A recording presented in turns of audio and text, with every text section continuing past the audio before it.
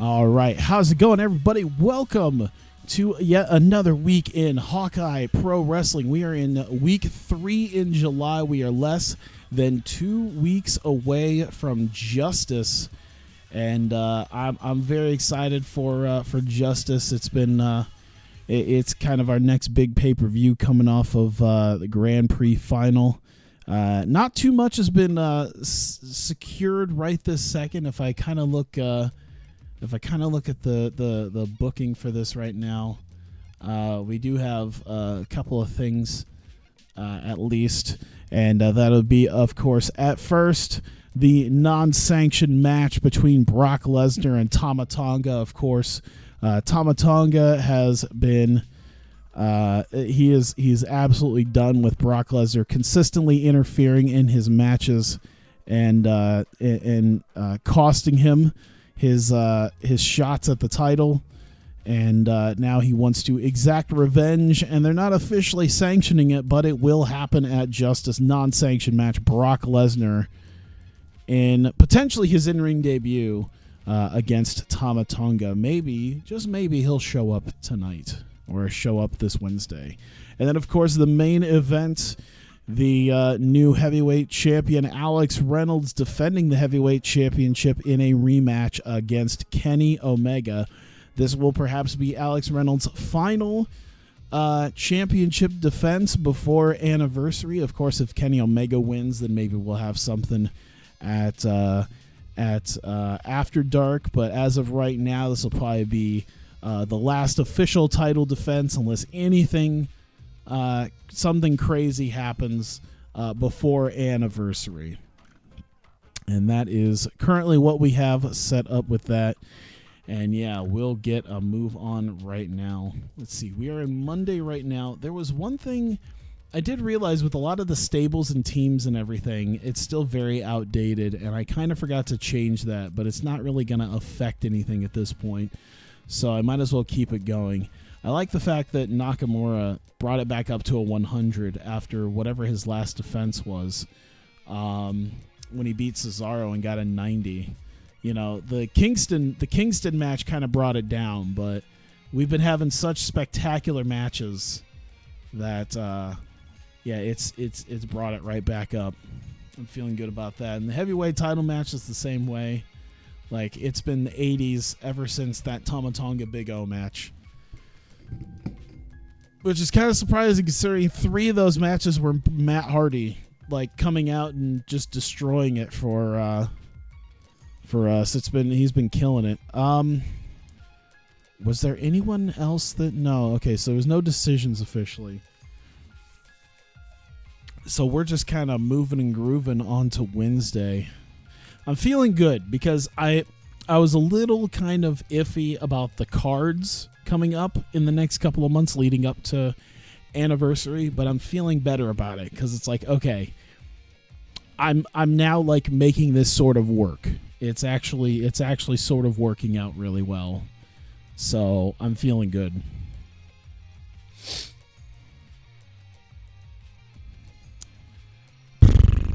Of course, we're like 2 years in, so everything is just, quite a bit slower right now. It's just got a lot of information it has to carry over to the next day. It'll be fine though. This is probably why it doesn't keep a running tally of much. Can you imagine having to do those calculations for like every day you move forward in this game? Jesus. At least we're making money. That's good. The TV rights is absolutely insane. TV revenue is almost in 2 weeks what it was last month. So we'll probably make like an extra almost $500,000. And that will greatly help us with the contracts I've decided to take on. I think Nakamura is officially making the most. I think that's where we're at. 52,000. I thought it was only 50. It's 52. Then Tama Tonga at 38.5. Alex Shelley at 32.5. Shibata 32. Did I really sign Bobby Roode to 31,000 a month? Why did I do that? I mean, he's probably worth it, but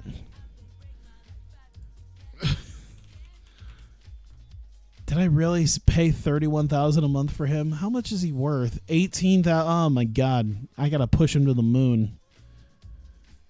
He's doing okay. If he gets a little bit bigger, he'll be well worth it. I think. I don't know. He's 42. This probably wasn't anything close to a good idea for me to do, honestly. He's still improving though, so that's actually really neat to see that he's still technically improving in the in-ring skills. He's kind of wavered performance-wise, but he's still there. Physically, he's still there. He's still in tip-top shape. Entertainment-wise, he's getting better and better. Will Ospreay's pissed off. Yeah, that's right. Candice LeRae. Oh, yeah, that's right. I need to give Candice LeRae a gimmick. Shit. Was there something I was going to do with her? I don't think there's anything specific I wanted to do with Candice LeRae. So I'm kind of just... It's kind of just whatever, I think. It looks like legitimate or wholesome would be the best two things. I think we have a lot of legitimate gimmicks. So let's see if there's any like fun, wholesome gimmicks. I could also do like weird, unique stuff that won't that generally wouldn't show up in something like this. Let's actually try that. Let's try a unique gimmick. Let's just see what pops up. Something that she'd be able to do. Angelic Diablo. Anti-wrestling. Isn't she Canadian? Yeah, Canadian hero. Oh my god. There's actually like enough. I think between like Nicole Matthews and actually I don't know how many Canadian women I have. I think it might just be Nicole Matthews. Having her come out on a Canadian hero gimmick would be quite interesting to see. Oh, I remember what I did. Holy shit. Hang on, before I do anything. Oh my god, I forgot. I did stuff.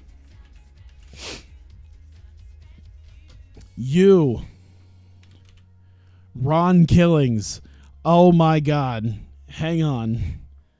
Because this was something that we came up with originally, and this is something we came up with last time, and I need to solidify it. So hang on. Hitbox people. I need to put that in here. Oh yeah, Portia Perez is Canadian. Oh shit, I don't need you there. All right. We came up with this in the last one. So he's teamed up with Dastardly, and he's part of the Evil League of Evil. So Dastardly, I put the black mask on her. Ron Killings is now Ghostface Killings with a Joker gimmick. There you go. Don't ever use this outside of my promotion. Hey, El Taco, how's it going? I even did the stupid thing that they did with Jared Leto's Joker, where they put damaged, except I put truth. Oh, it's the dumbest. Oh god. Oh, that's amazing. Oh, that turned out in game that actually turned out way better. I'm actually so happy it turned out the way it did. It looks so nice. I just want to sit and admire it. My handiwork. Oh my god. Why did I do this? I think I got a slightly newer picture for Nakamura as well. There we go. I mean, maybe not like new, but hey, it's a little bit of something, who knows?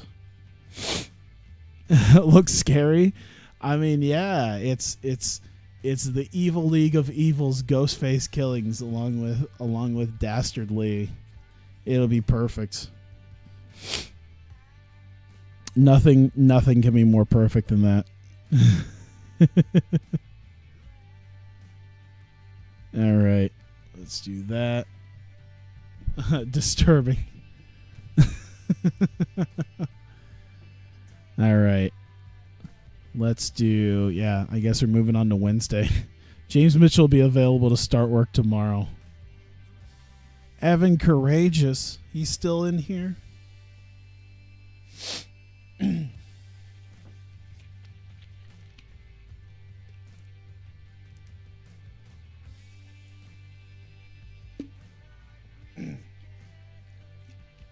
I realize I should probably take a sip of water. See if there's anything. CMLL World Champion Marco Corleone again. And he's like 45. Nothing else. Rhett Titus seems to be doing better. He's loaded with potential. You know, Rhett Titus was loaded with potential like 8 years ago. Whenever he started in Ring of Honor. Like, he was loaded with potential like during the Go Fight Live days. All right, James Mitchell's left. He's here. TV Kyushu needs to re-sign our deals.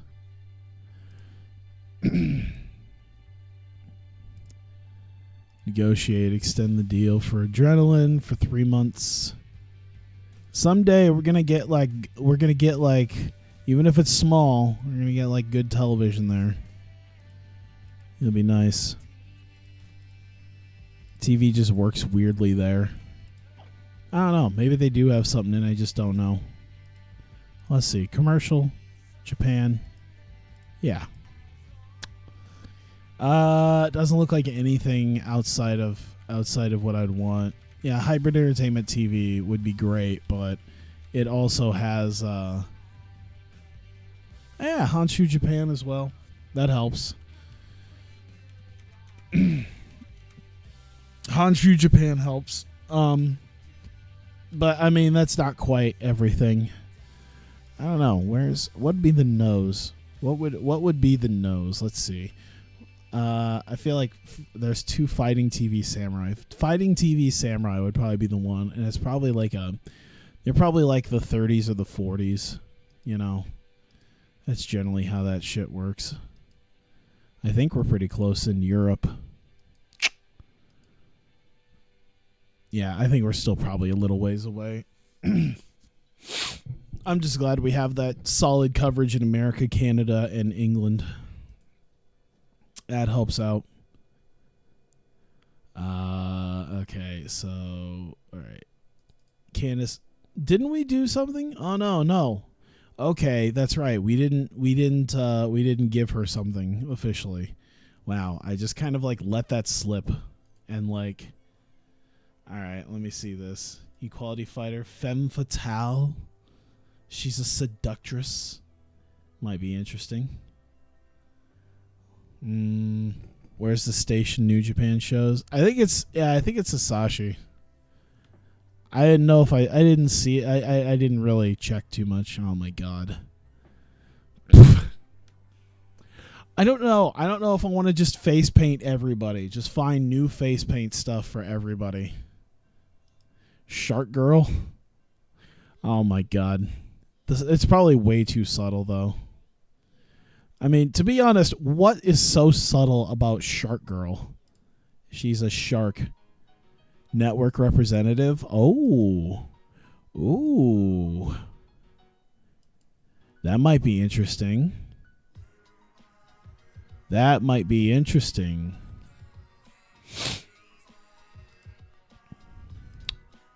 I feel like I should have that. Huh. You know, I think we're not that far into our Spike TV run that it would probably really work out to have a network representative. I'm not exactly sure how I'd make this work, but we'll make this work. Yeah, I feel like this could work. She can't really talk, though. Like, a network representative should have good promo skills. So maybe I made a boo-boo already. Well, maybe we should try something else. Let's try a wholesome gimmick. Let's just see what the wholesome gimmicks look like. She's the All-American. Girl next door, hippie, lawyer, leprechaun. We haven't had a lawyer gimmick in a little while. You should bring back that lawyer gimmick. Native American.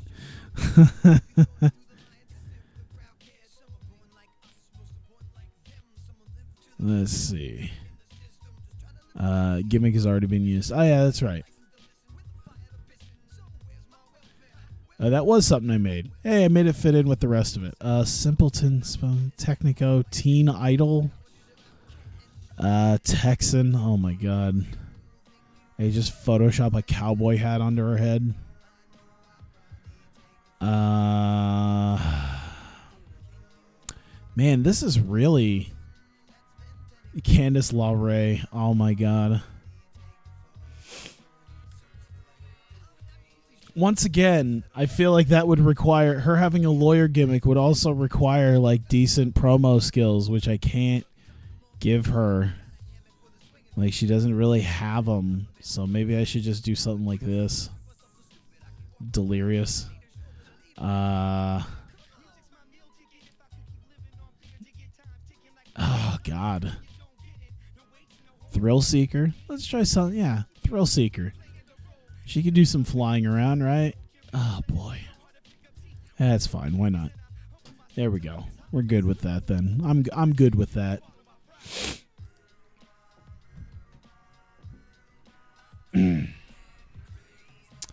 All right. They booked the Mid-South, which should be fine. I'm gonna take their advice and just let them book the Mid-South. Yeah, we could stand to build that up a little bit more. I don't want to just stick to the Midwest and Great Lakes. If you find a place, cool. I'll assume you know what you're doing. All right, I gotta do. All right, please tell me. Oh, Shane Hollister. Okay. Oh, he failed to show up at the scheduled meeting. Stern warning. He got worse. Oh no, Shane. No. This is not the time for you to be a dick. God damn it. This is not the time for you to be a dick. Let's see. Maybe I should rib him. I'm going to pull a practical joke on him. Maybe he'll get better. Failed to provide anything. He just stared at me blankly. All right, I do know the big match for this show. The big main event is the tag team turmoil. I did do that last week. I do know that's a thing. We did a lot of stuff with that. I don't know how many teams I should have for this.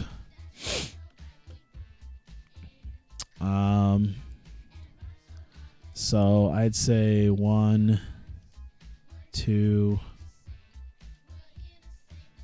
3, 4, 5.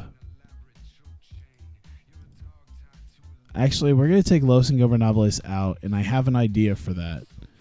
4, 5, 6. 6 teams. Are you going to allow me 6 teams? I don't know if they would allow that shit. 1, 2, 3, 4. I see 4. Can I make that? How many teams can you allow me to put in here? 3-way tag team, 4-way tag team. All right, so they're maxing out at 4. That's fine. Get the network representative gimmick. Yeah. That would be nice. All right, so yeah, I guess it's we'll do that. Elimination, I guess, would be the way to do this. Tag team turmoil, total elimination. I wonder if I should put anything else here. Let's filter that out. Let's do 4-way tag team. It's regular. And let's see what we got. I'm gonna pull ladder television war. Oh my god! Just have a casual. We're just gonna do a casual war games match right now. Jesus Christ! Let's just run casual War Games match. Ladder. Man, I could totally do item on a pole. I feel like that could work for this. Like, hey, listen, there's a lot of teams, 4 teams going at it in a ladder match, with hanging up above is a contract to face the Wolves. That might be an idea. I feel like just a regular tag team turmoil might be the way to go, though.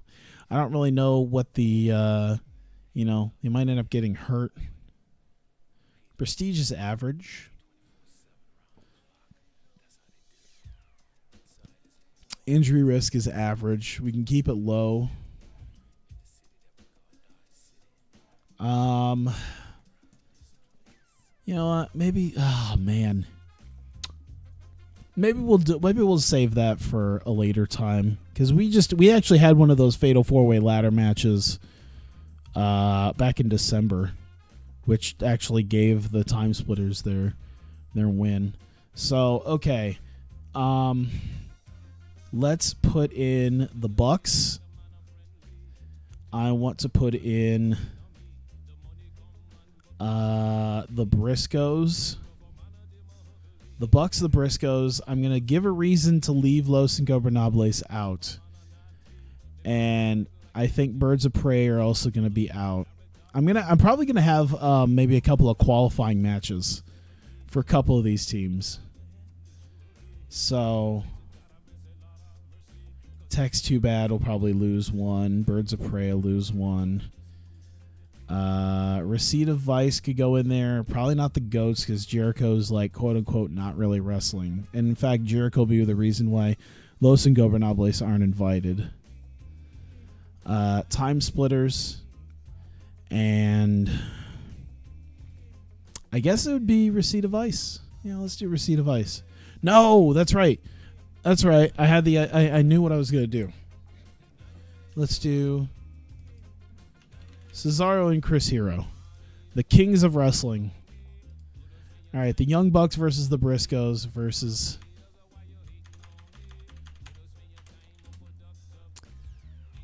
one-time Kings of Wrestling versus the Time Splitters. Tag team turmoil.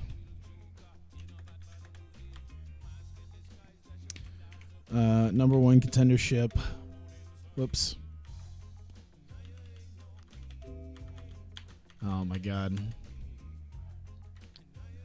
Let me see if I can just put it in here. Oh god. Alright, we'll just do that. And we'll know that it's for the there. Ladybeard being an enhancement talent is surely a glitch. I really hate to say that he has been injuring people left and right. Kushita's second match off an injury ladder match. Yeah, that's why I'm just making an elimination. That's why I'm just going to make it an elimination. Like, hey, man, welcome back from breaking your neck. By the way.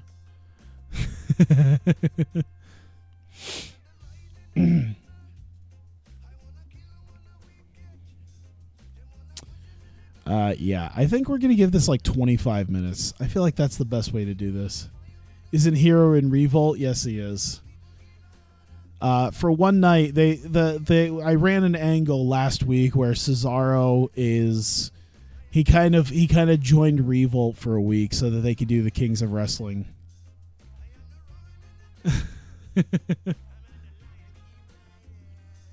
Should I make it 25 minutes? Matt Sydal versus Kushida. Let's look at their staminas. We're going to see how long this can go. Oh, my God. Okay, 85, 85. 85. 87. Am I about to go like Monday Night Raw Gauntlet here? Oh, my good God. Oh, yummy. Oh, my God. Oh, good Lord. 30 minutes. 30 minutes of elimination time. You know what? We're going to crank it up to like 32 minutes for this. The winner, the feel-good moment, Kushida. I don't know who should lose. Who should they end up pinning in this? Let's do. I feel like maybe Cesaro. Cesaro takes the loss, the final loss. Kings of Wrestling look really good. Look like they're probably going to win. Something happens. Open match. I don't know. Call it in the ring is a good idea. 32 minutes is your lucky number for the 100. Okay, slow build. Decisive win for them. And let's say botched interference. Let's say on Cesaro by Adam Cole. Trying to help out his Revolt guys. He kind of screws things up. Works itself into the equation there. Mick, you're going to work on this one. I feel for you. Tag team turmoil. The Bucks, the Briscoes, the Kings of Wrestling, the Time Splitters. Welcome to Ring of Honor 2009.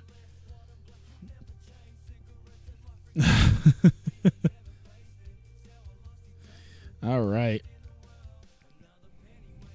I think... Let's see. Hero seems like he's proud of Cesaro, but it turns on him. Yeah, could be. Cesaro's gone after tonight, so, you know.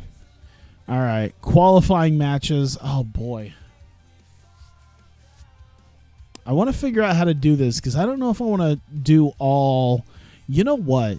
I think tonight could focus on the tag teams. Everything else I can use the rest of the time to do angles for the other matches. We don't have to put matches. This is the tag teams time. This is for the tag teams tonight. They're just going to go out there and they're just going to kick some ass. So I feel like the most obvious one, Time Splitters versus Birds of Prey.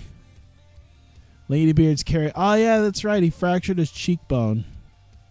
That's right. He hurt two people, and then he hurt himself. He hurt Kushida, and then he hurt Matt Jackson, and then he hurt himself. Yeah, don't worry. Don't worry. It's going to be nice and quick. There you go. Alex Shelley. And let's do...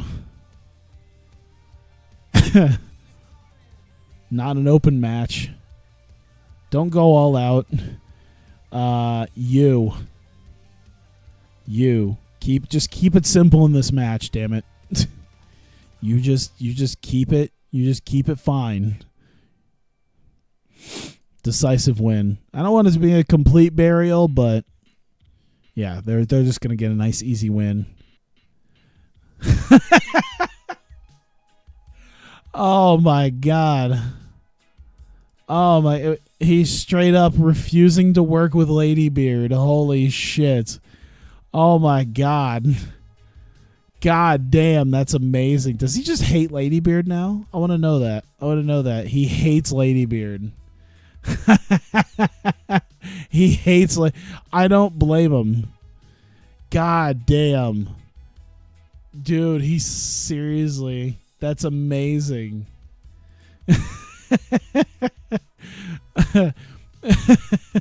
Hey, oh, I can't do it. I want to make them friends again. That's amazing.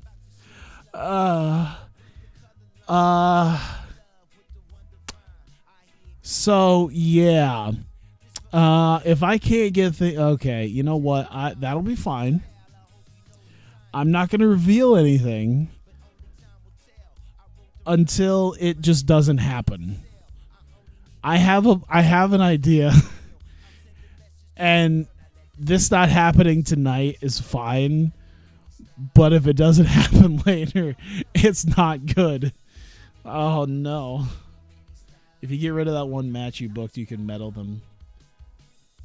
Really? Oh no. No, but I already did a rib. I can only do one thing. Isn't that right?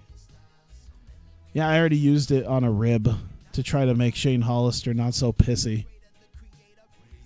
Yeah, that's not good.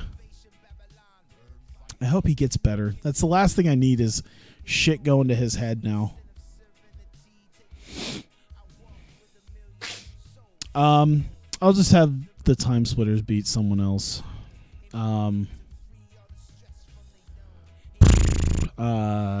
Time Splitters. And okay, so we got Tex Too Bad, who can lose, and holy shit. Okay, Los Ingobernables aren't going to be in it. So Tex Too Bad, who are they going to face? Should I have them face the Time Splitters, or should I have them face? You know what? We'll have the Time Splitters. They're both already wrestling, kind of though. So maybe I should make it someone. You know what? Fuck it. Fuck it. And it's not even Tex Too Bad at this point because they're technically they're Tex Ferguson and Chad Too Bad playing the characters of Gallows and Anderson as they get shat on in 8 minutes. This should work wonders for them. Kushida. Actually, no, let's give it to Shelly. Shelly will take it. Go all out. Why not? I feel like they could do it. Decisive. There. That's amazing. Oh my god. Puts on a poker tournament to Kushida's love. I should probably let's see. Tag team turmoil qualifier. There we go. And you know what? I'm going to make this. I've got an idea. I could actually use this as a thing here. Hang on. I'm going to use this. Yeah, that's fine. Whatever. Let's just go like 12 minutes, maybe 11.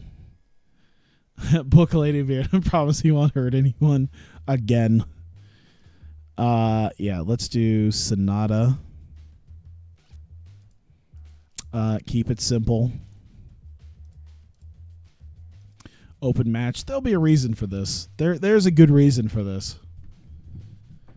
So we'll do that. We'll put this up here.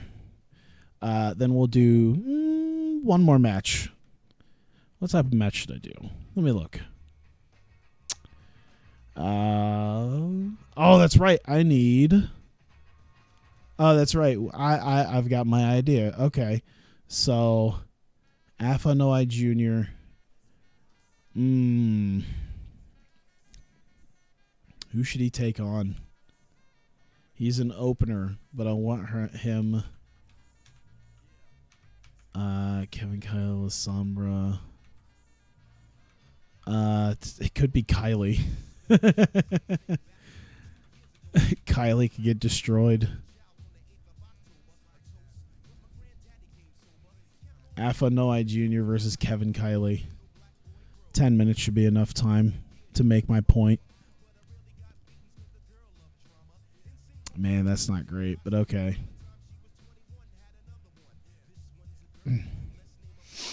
Let's have Mick do this one as well. Alpha Jr. with the win. Alpha Jr. with the domination. Go all out. Decisive. Boom. All right.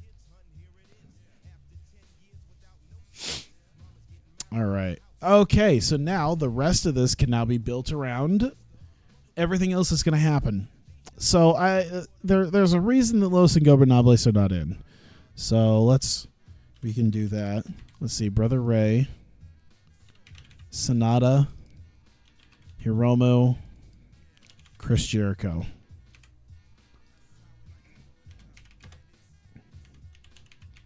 Ray excludes Los from Tag Team Turmoil because they, let's see, violated fired Stipp for Jericho by hiring him personally. He's not happy. Brother Ray's not happy that they have a firing Stipp on the Dead or Alive cage match, and Chris Jericho lost. It wasn't very fair, but nonetheless, Chris Jericho lost. But then they turn around and they hire him to be their talking guy. Doesn't really help. So we can move that up there. Make sure you change that for push because opener versus opener. Oh, that's right. It is opener versus opener. You know what I should... Oh, they're going to hate that. They might just hate that period. I wonder if they'll accept something not that. What if I change him to like mid-card or occasional wrestler? I'll just put him at mid-card for right now for a night. There we go. There you go.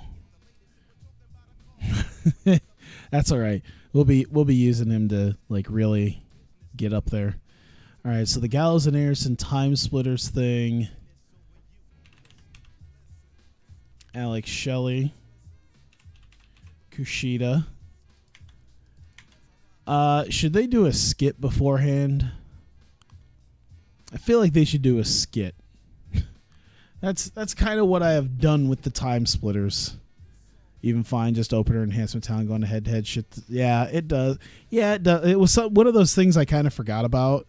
Like there were too many people above him I didn't want to shit on. Kevin Kiley I'll shit on because like he's just a manager on Breakout. He's not really wrestling too much. Oh, I could bring up a guy from Ignition maybe. That would be cool. All right, Alex Shelley. Oh, I put Kurt Angle. God damn it. There we go. Let's see. Time Splitters vignette. Laying on wolf pelts in front of a fire.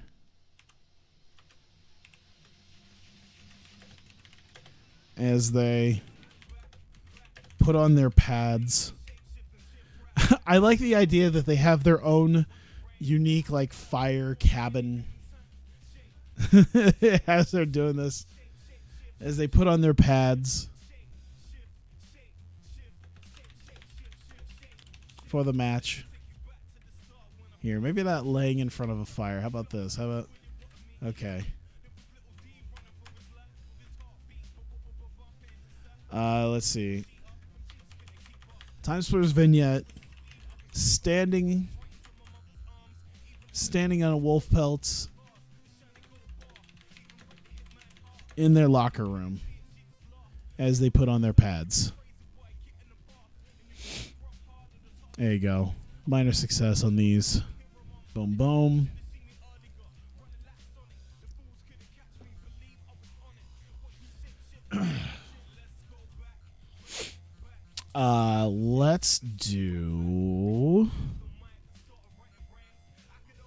Let's do Alex Shelley,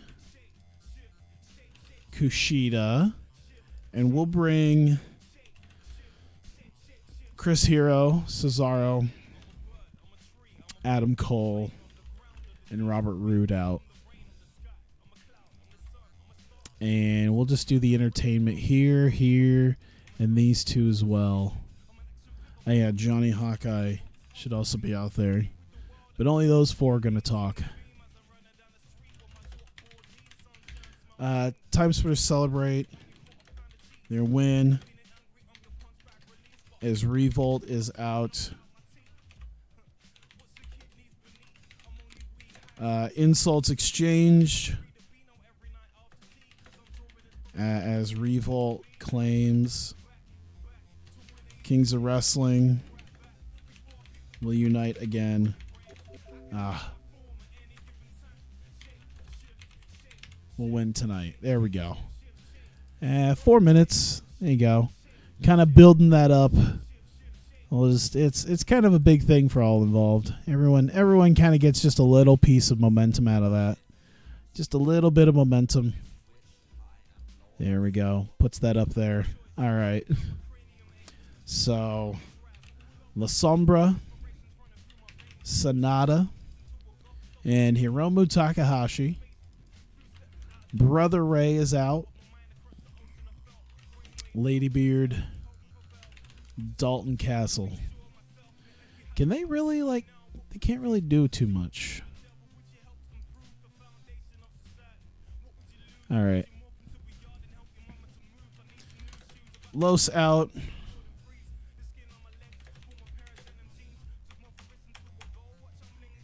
As they are forced into a match with Birds of Prey, with Ray hoping literally turning his constant botching into a storyline, with Brother Ray put you're gonna face the Birds of Prey. Oh no, he's gonna hurt somebody.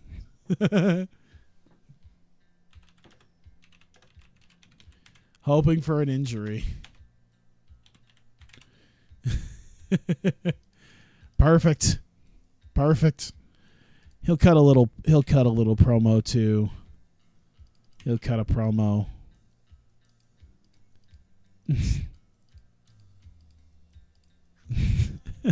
I like the idea that we take the literal they've been hurting people and turning it into now we're going to make it a thing.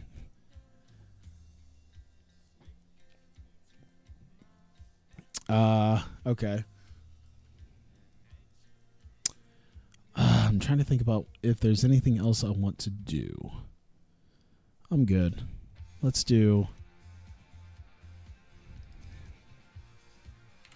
say La Sombra, Sonata, Hiromu, Chris Jericho. Jericho wasn't really out for the other one. He's there. Let's see.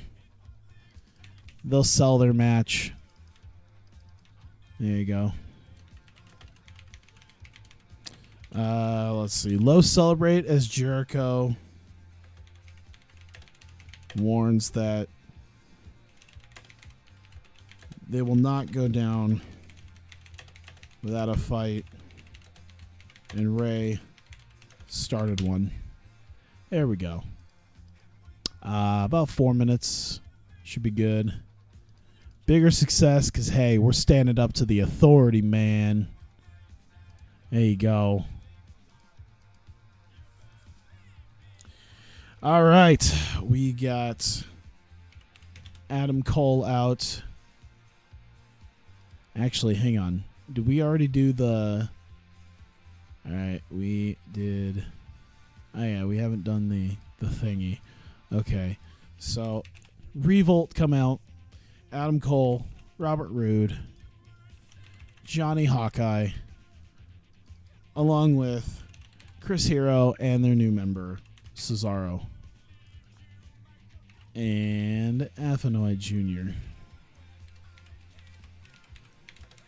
Revolt out to reveal the man Cole had talked about last week to join them.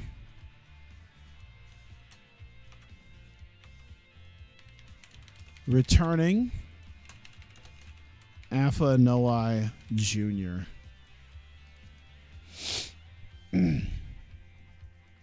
Perfect. All right, let's do 5 minutes on this. He'll talk.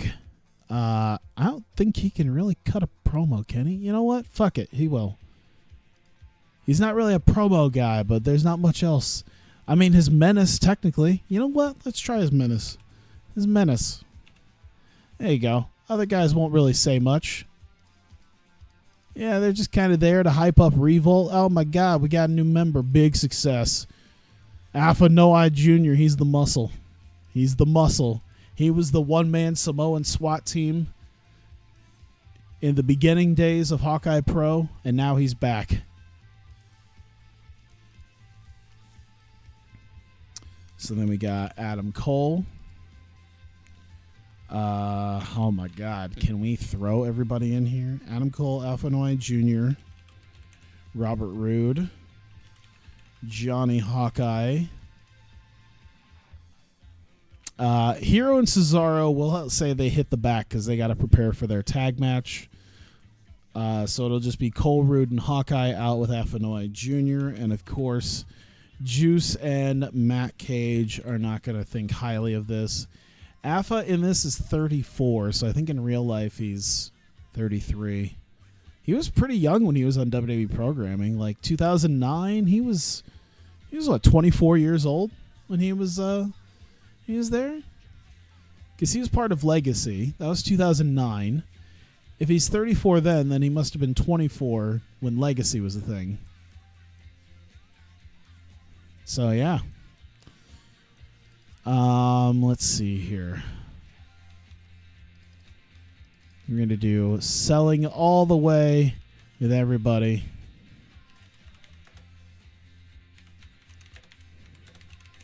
Cole looks to shake Alpha's hand.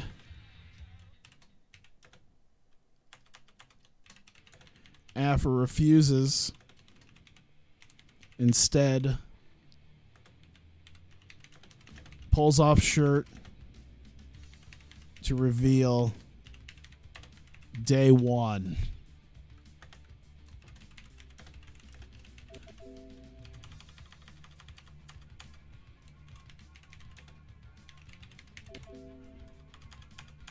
Brawl. Brawl starts there.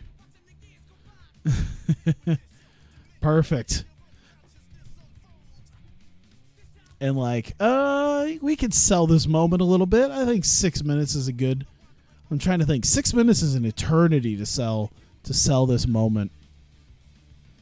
So it's kind of neutral here, but everyone's taking a slight injury risk because there's just a whole lot of beating going on here.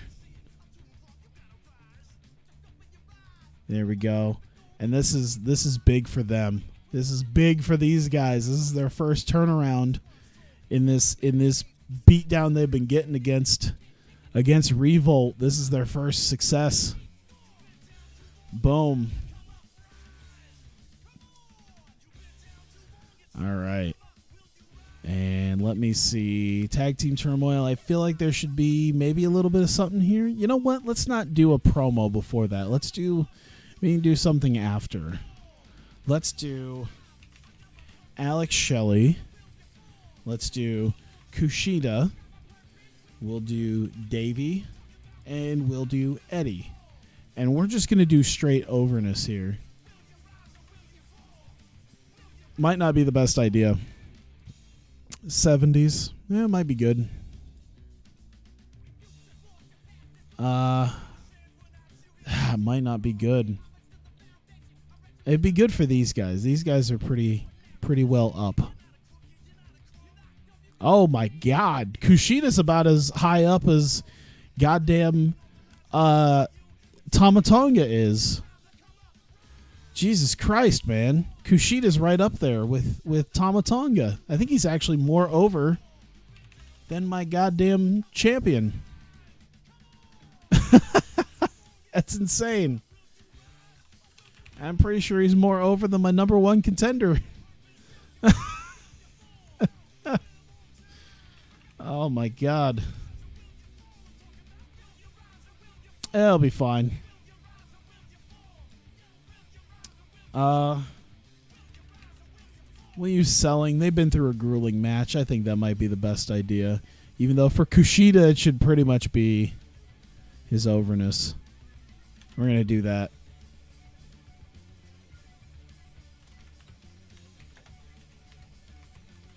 Wolves congrat Splitters as they recover from match stare down with the belts. There we go. 4 minutes on that. I'd say that puts over everybody as like, oh shit, Time Splitters did it again. Here we go, son. Kushida refusing to work Lady Beard makes more sense. Yeah. All right.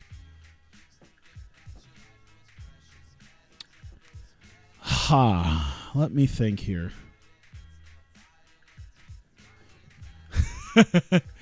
Okay. I've got some ideas. I want to do something. I'm going to borrow him for a night.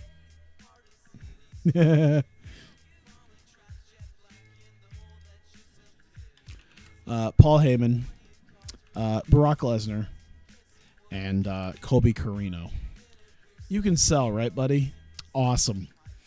Awesome. Tamatonga. All right. Heyman intros. Brock for match with Colby. Colby Corino kind of makes a thing. It's like, hey, man, from Pro Wrestling Ignition, Colby Corino's back. And then just Brock's music hits, and it's just like, fuck.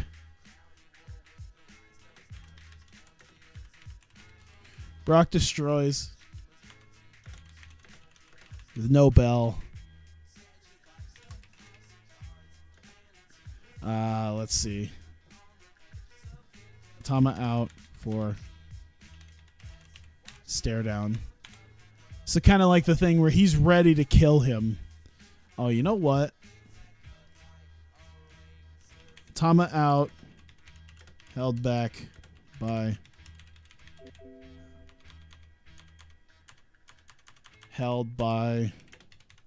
security. There you go. I think this would be a good 7 minutes, you know. Heyman comes out, cuts a little 60-second promo. Here's Brock Lesnar. Brock Lesnar comes out. He beats the shit out of Colby Corino. Tama's out. He wants to take Paul Heyman's head off. I'm going to put this at a medium because it's Brock Lesnar. Minor success. This is a major success. This is a bit of a minor defeat, and this is a success. 7 minutes, I think, is good enough to make the point here. Not like he's going to have some amazing showdown with him. Did I really go through all the songs already? Oh, yeah, that's right. I did start with Music Wars. Yeah, that's right. This isn't even generally the one that I have. I was kept playing my 2K one. Let's do that. How about that? I'll turn that down just a touch. I actually had a plan with TEW. Is that because I have I have a playlist here for like things like TEW, and it's 119 songs. But I thought about taking maybe some of the other songs, like some of the wrestling songs and all that, and trying to make a playlist like I do with NBA. Like with my NBA 2K playlist, it's a bunch of songs from older NBA 2K games. 2K 10, 11, 12, a little bit from 18 because they had some pretty good songs. And then I think I added some stuff from like MVP Baseball, 2004 and 2005. And I feel like I want to do that with wrestling. With the TEW thing, is I could take maybe some like WWE SmackDown versus Raw music, some stuff from like SmackDown versus Raw, and some of those games and like Day of Reckoning and some of the ones that had like official soundtracks, and try to make what I can out of make some sort of a playlist out of it. Probably be pretty cool. I'd have to see like what works with what. So we'll put that like right there, right smack dab in the middle of all that. 114 minutes, so we still have a little bit we can do here with let's see here. Alex Reynolds and Kenny Omega.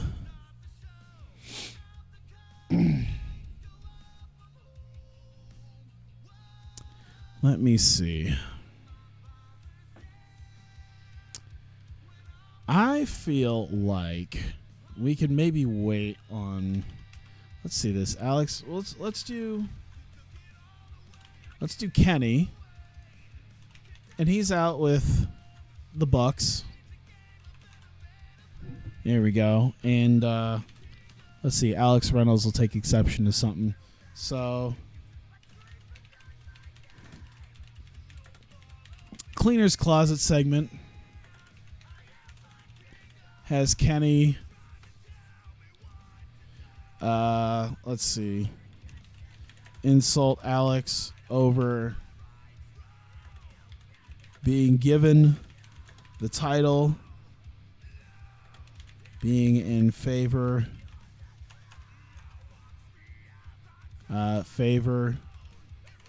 of Ray. Whoops. Alex. Hang on. I'm gonna try this again.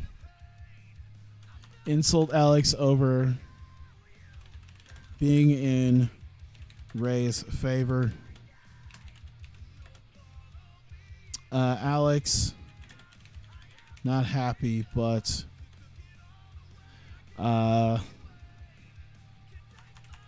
see, Alex out to stage, not happy.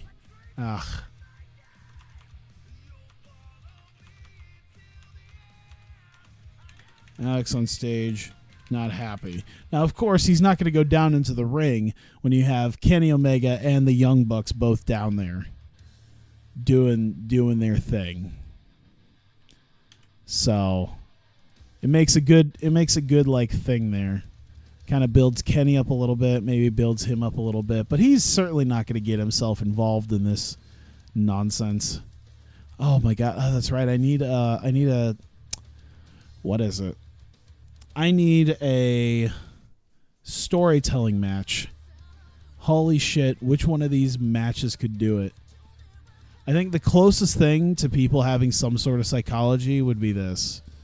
So, it's probably, yeah, Gallows and Anderson versus the Time Splitters could probably do it, maybe. 77 Psych and 78. You know what? I bet you they could do it. I bet you they could tell a story.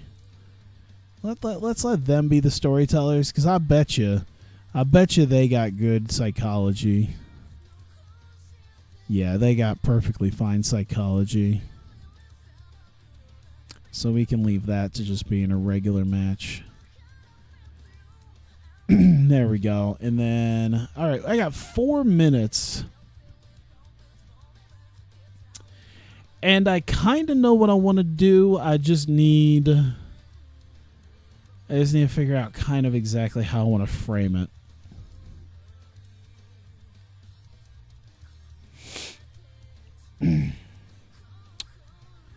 All right, so let's see.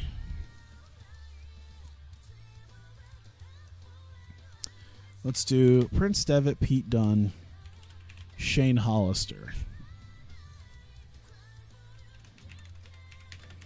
Cameras backstage. See Dunne and Devitt beating down on Shane. No help comes for a few minutes as Shane.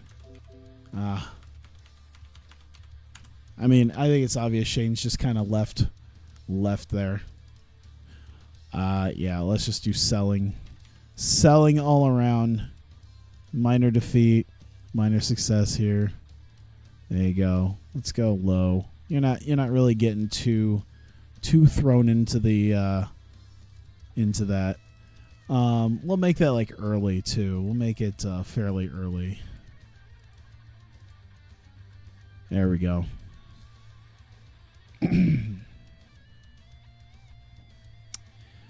And I think that's about it. I think we did it. That's pretty good. Yeah, I think I hit on just about everything I wanted at this point. All right. Save that just to be safe. God, was there anything else I wanted? I don't think so. Briscoe's Kings Wrestling. You know what? I think just for the heck of it, I want to put Receipt of Ice out there again in the pre-match. We'll put a pre-show segment of Receipt of Ice out there. Who should they face? I have no idea. Let's just find. Oh yeah, that's right. No face heels. Let's find some lower tier guys. Maybe you don't have much going on right now. Guys who could potentially walk in there. Let's see like Sammy. Let's do Sammy. And let's do La Sombra. There you go. Let's see how well this works. Why not? How many weeks till Justice? Less than 2. We're on week 3. We got this week and then next week. So we got one more week after that. We got one more Adrenaline after this is booked before the pay-per-view. So let's go ahead and, you know what? I think I'll give it to Sammy. That might be the best option.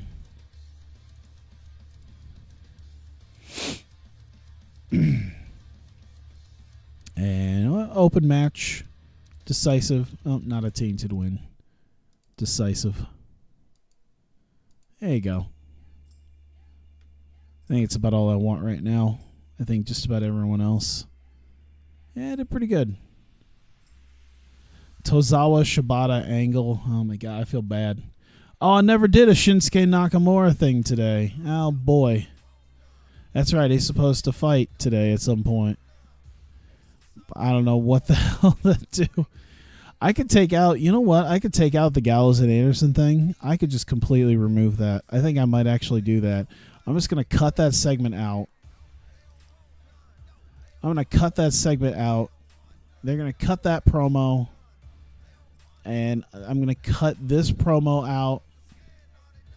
And that gives me enough time, I think, to maybe book a TV title match. I have 14 minutes, so we're going to go 12. All right, so we're going to squeeze Shinsuke Nakamura in here. Who's he going to destroy? Who would he destroy in 12 minutes? Joe? Oh, my God. Oh, man. That'd be hype. That would be hype. I kind of want to do Nakamura Joe right now. Oh, man. It feels like something that would be... All right, so in order to make this happen in a way that would not be too disrespectful, Nakamura, they're going to... let's see here. Not steal a show, maybe?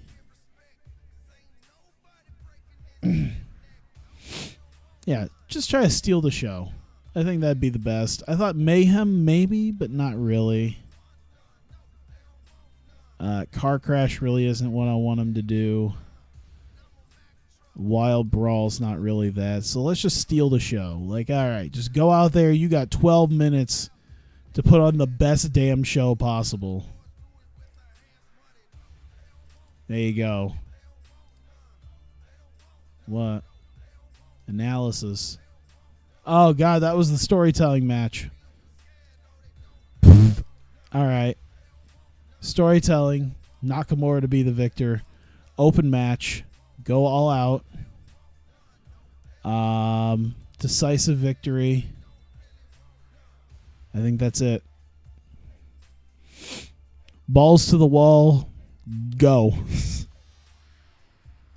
I'll put that this was the title match.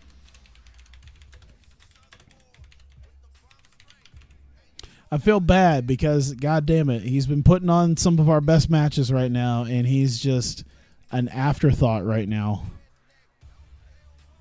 There you go. Jesus. I feel bad because he gets the afterthought position of, oh, yeah, that's right. I got to put you on the show.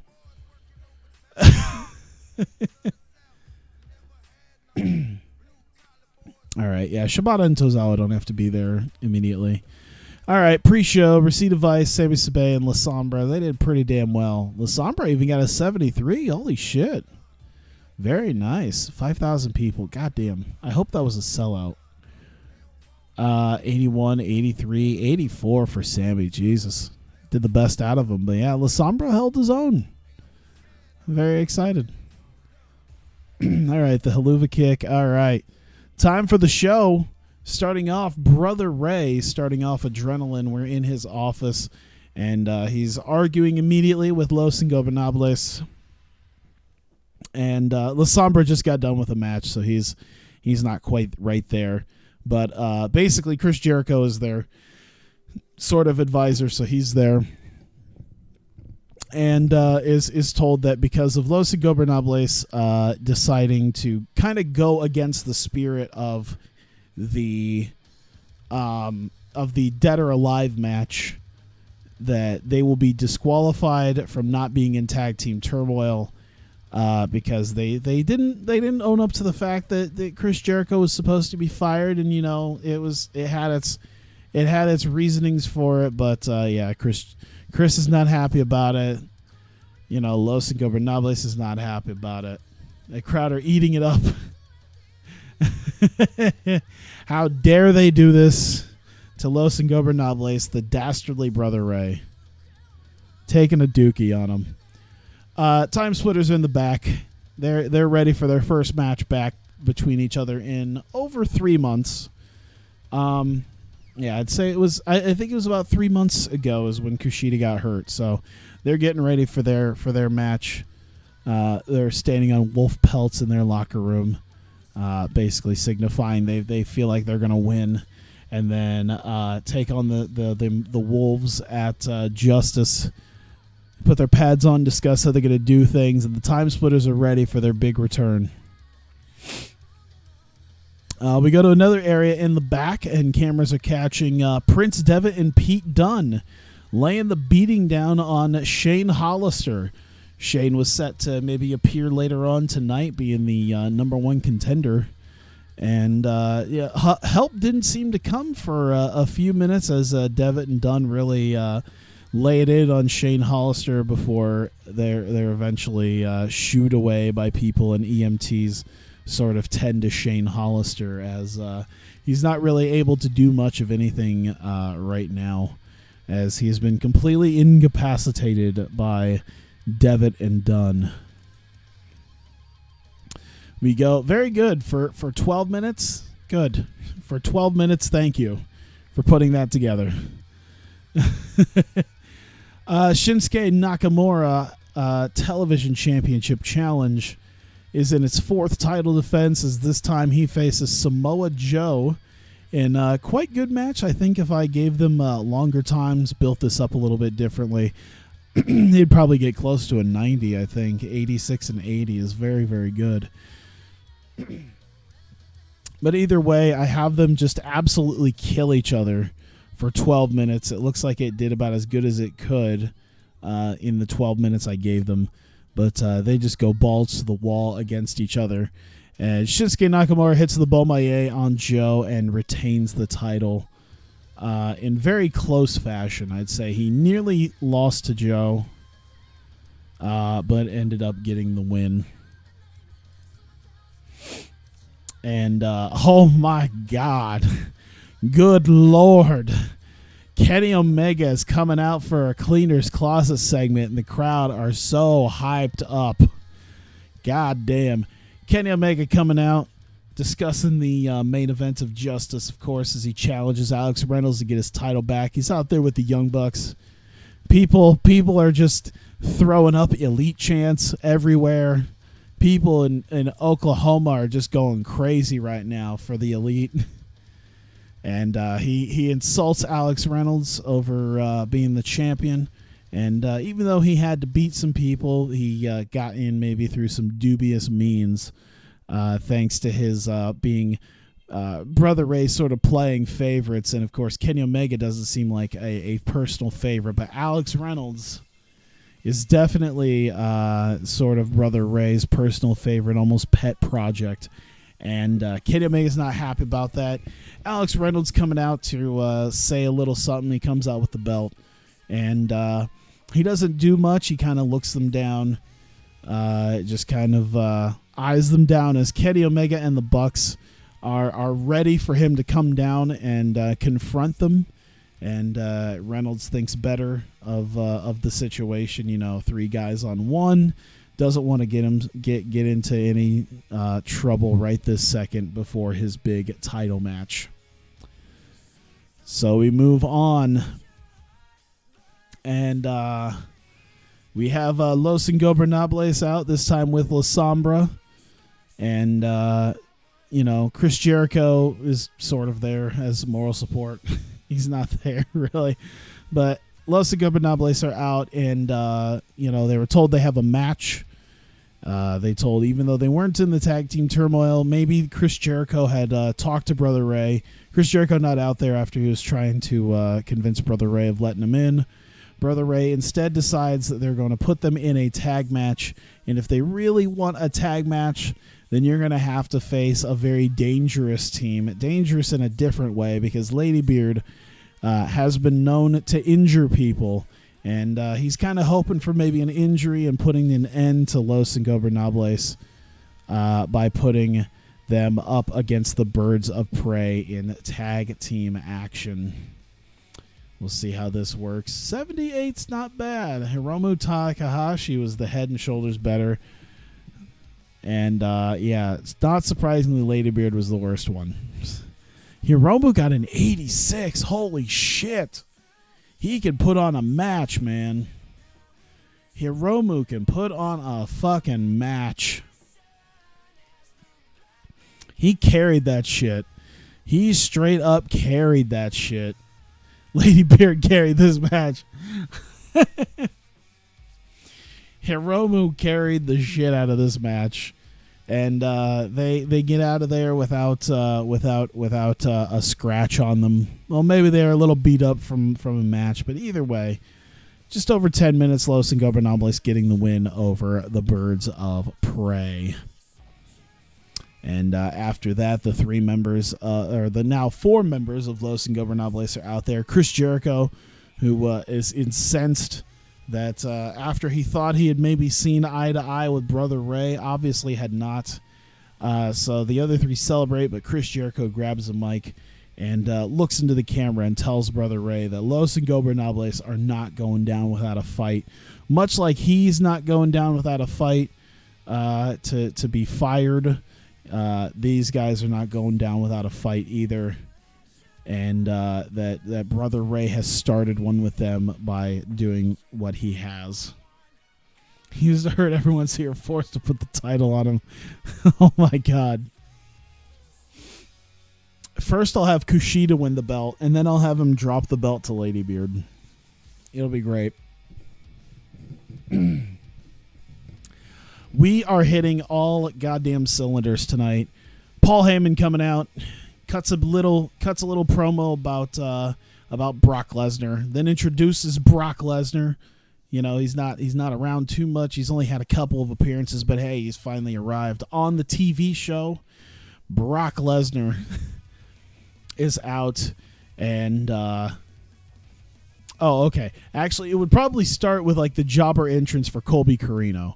Colby Corino gets a little bit of a return pop, and he looked lost though.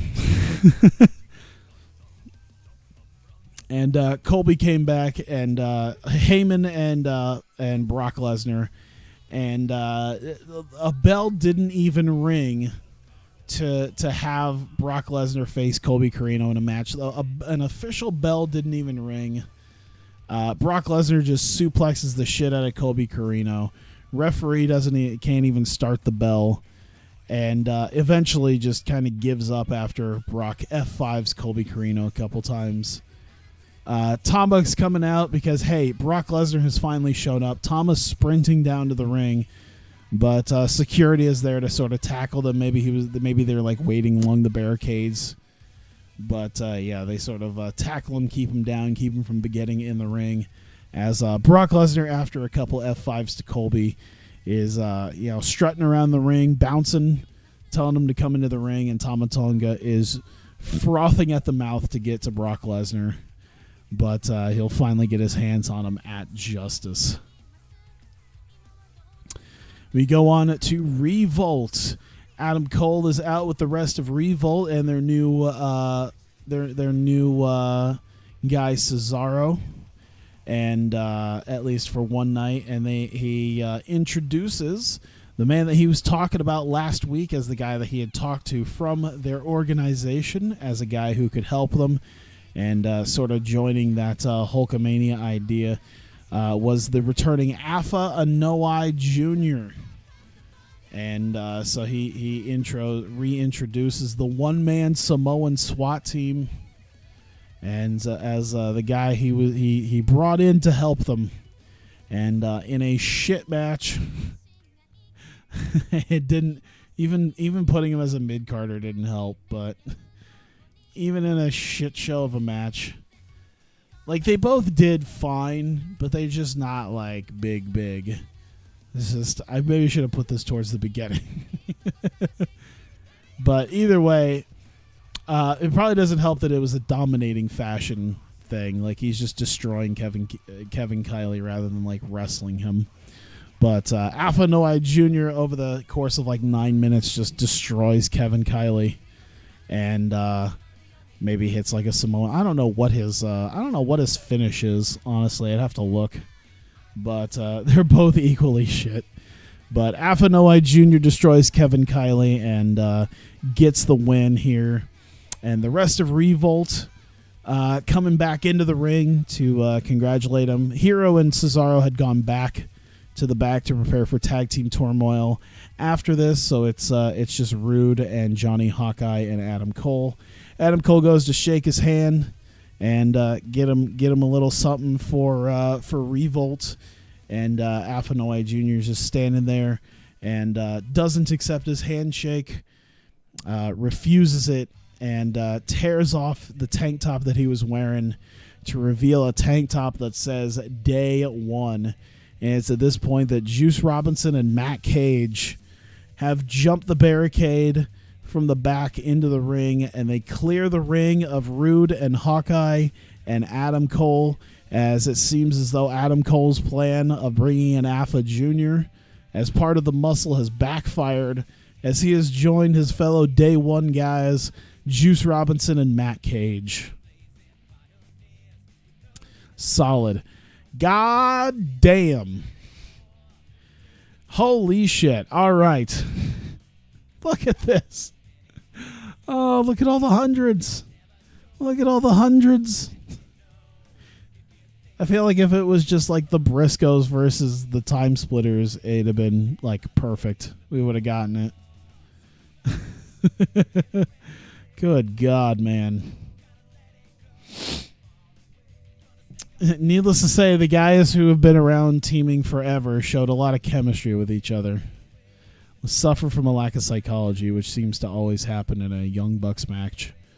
Either way, tag team turmoil. The winner of this match goes on to face the American Wolves at Justice for the Hawkeye Pro Tag Team Championships.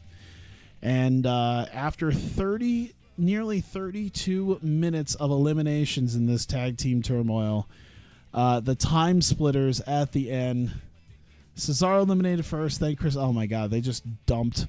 My God, they just dumped the Kings of Wrestling immediately. Then a Buck. Then Jay Briscoe before Mark Briscoe. Jesus. Then it was Alex Shelley. Then Nick Jackson. So it came down to Mark Briscoe versus Kushida. Adam Cole had gotten involved as well as part of that in hopes of Revolt getting it, and helped eliminate Cesaro first. Dude, it's amazing. Mark Briscoe. This is really a far cry from the shit that Matt Hardy had said about him, where he said he wasn't going to do anything, and yet here he is putting on 90s. Kushida had 100. Jesus. Either way, fantastic match.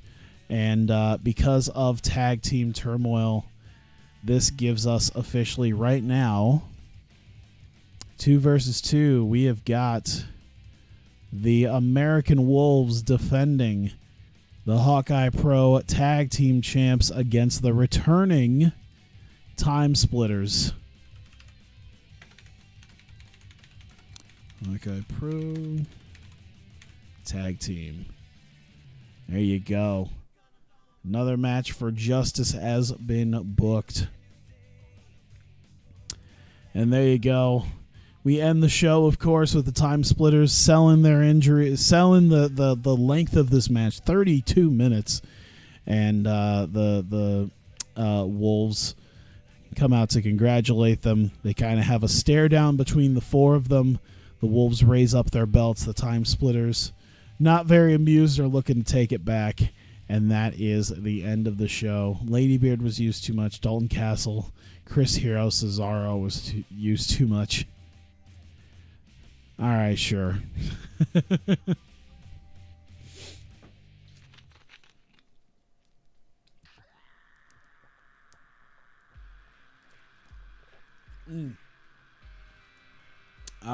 I need water.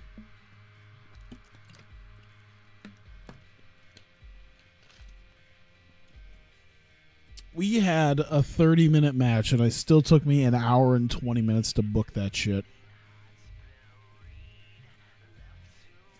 Let's see if I can make Breakout go a little bit quicker. That's my goal.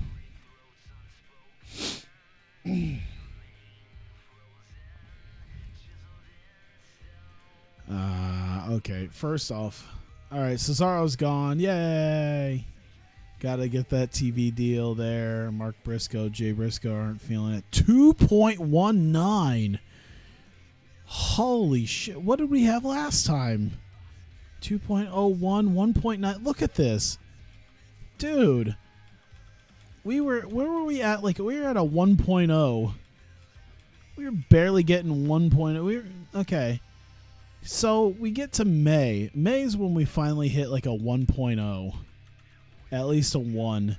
Now we're at 2.19 with 1.6 million people watching. We gained an extra nearly 135,000 people watching. Just last week we had a 1.93 rating. This week we have a 2.19 rating. Jesus. Oh my God. Money. Money, money, money, money. Money, money, money, money. Holy shit. I gotta draw. Pay rise request from Kurt Angle. Oh my God. Look how much money you want. 75%. I'm trying to think. Alpha. How much did he go up from that? Because dominations usually help. I don't think dominations really helped in this matter. Yeah, dominations didn't really help all that much. I think it needs to be more and more consistent. I don't know. He'll get there. He's very skilled. Pretty skilled. Hey Sean, how's it going? I'm a little tired, but I'm here. I exist. We've been doing okay. All right. Trying to think if there's anything else. Oh yeah, James Mitchell's officially here. So hey, guess what? Push manager. I don't know if he likes that or not. Cool. And then Kana, James Mitchell, cool. Domination only helps if they have good charisma. Oh boy. No, we're going to force this to happen. Trust me, we're going to make this happen. I'm gonna make it work. Look how many people I have on my roster. Jesus Christ. Starts at Kana. Yeah, it literally is 2 full pages. I bet WWE doesn't even have this many people. I'm at least making money, so no complaints realistically. Look, okay, starts at Jey Uso. Okay, so they They have probably a good handful more people. How about New Japan? Does New Japan does New Japan have more or less than us? Mecha Mummy? They have less. They're working with less people. New Japan has officially less people than we do. Put half in a tag team. Yeah, I'm thinking about that. I do have an idea. There are a couple of ideas coming up. So yeah, I'll have that. Jesus Christ. Hang on.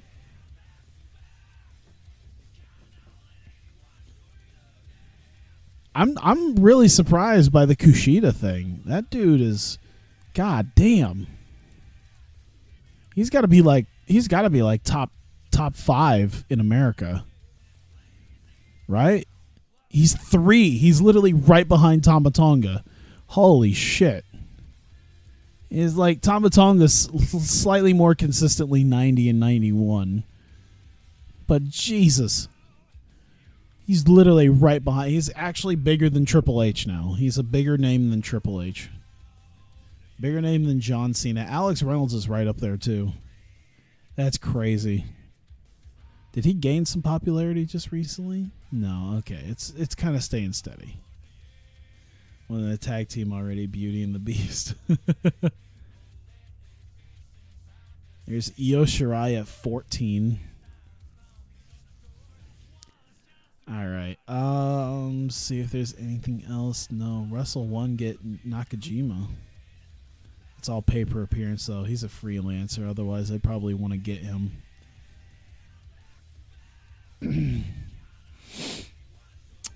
Nothing else seems. Minoru Suzuki gone from AAA. Wait, okay. AAA Minoru Suzuki parted ways with Ishmael. Okay. So you're saying that you have gotten rid of Minoru Suzuki, huh? So what I'm hearing is that Minoru Suzuki is up for grabs. That's what I'm hearing.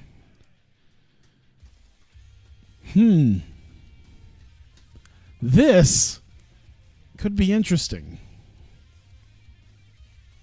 How much would he work? How much would he work for? That is such pocket change at this point. That is such pocket change. No. You're going to be whatever's needed. Just in case I want to run a match with Minoru Suzuki. All right. Yeah. You can work events and ATV shows. $6,000 a month. Let's just say be whatever's needed, huh? 9 months. You know what? I think I can make something work for 9 months, huh? Ooh. I just had a fucking light bulb go off in my head. All right. His declining physical ability says I probably ain't going to put him in actual matches. And my first thought was try to sign him later to potentially join in on the goddamn Grand Prix, but I'm still going to do that. You're still going to be whatever's needed, just in case I do want to have some sort of fun Minoru Suzuki match. So 9 months. Let's go, buddy. Let's go. Really? Oh, all Japan has left Gaora. And they left Gaora. Isn't that a pretty big? Oh, it's medium. So they moved to like a big one? All Japan moved to something bigger?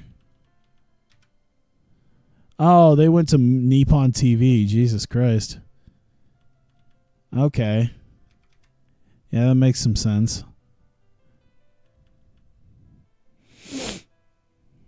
I want Gaora. It's good to know whenever the hell I can actually like work with them. There you go. We'll see what happens. Oh my god. Can you imagine Suzuki being a manager for one of the women? Holy shit. Suzuki feels like he'd be perfect in the Evil League of Evil. United Bank Center. Let's see. Let's see. What was it? Mid-South? Texas. Texas. First United Bank Center, 5,800 people. They're expecting around 4,900. All right, that's fine. Hey, buddy. I know you not fond of him, and I understand you not fond of him. But let's see if we can make something work here. Let's see. Like, I get it if you don't like him, but I mean, let's just see if we can make something happen. Needless to say, we're still at 100. Like, this is still, like, we still have a, we're still a family. We're a dysfunctional family, but we're a family, goddammit. I can't wait. I don't know what type of matches to run, honestly, at this point, because most of my shit's angles right now. I know what angles to run. Oh, I already know.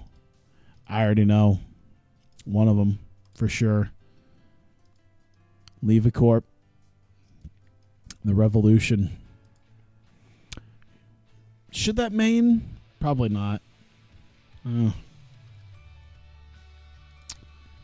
Let's see. But we'll give him some time. We'll give him like 18 minutes.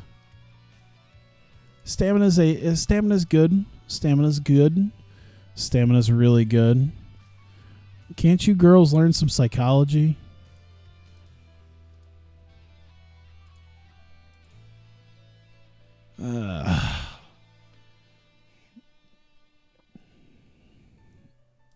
How many times have they faced off? All right. Yeah, they just did the 6-woman, and then last month. Okay, yeah. So this makes sense. We'll probably make it the main just because this is the story. This is a story that's been going on.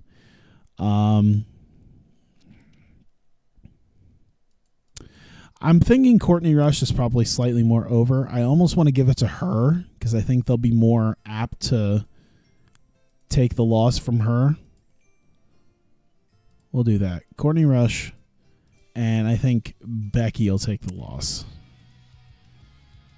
Open match, slow build, decisive finish. There you go. Yeah, we'll do that. And then I want to do...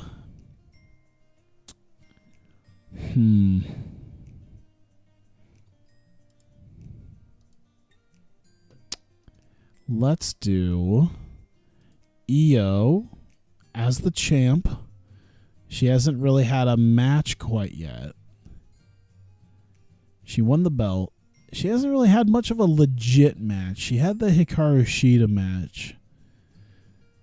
But since then, she fought Hamada. All right.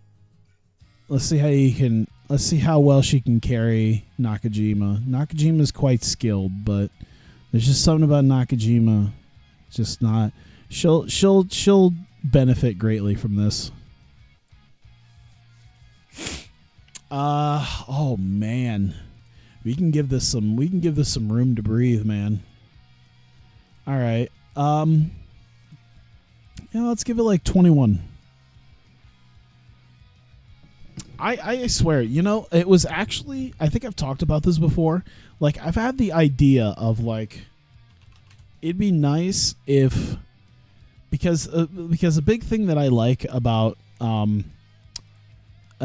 this is I like having, one of the things that I like is longer main events. Like, there was a thing that I heard where they were discussing Okada. And Okada's like IWGP title reigns. And it was a big thing about how Okada, one of his future opponents, he needs to beat in like 12 to 15 minutes because it keeps people honest.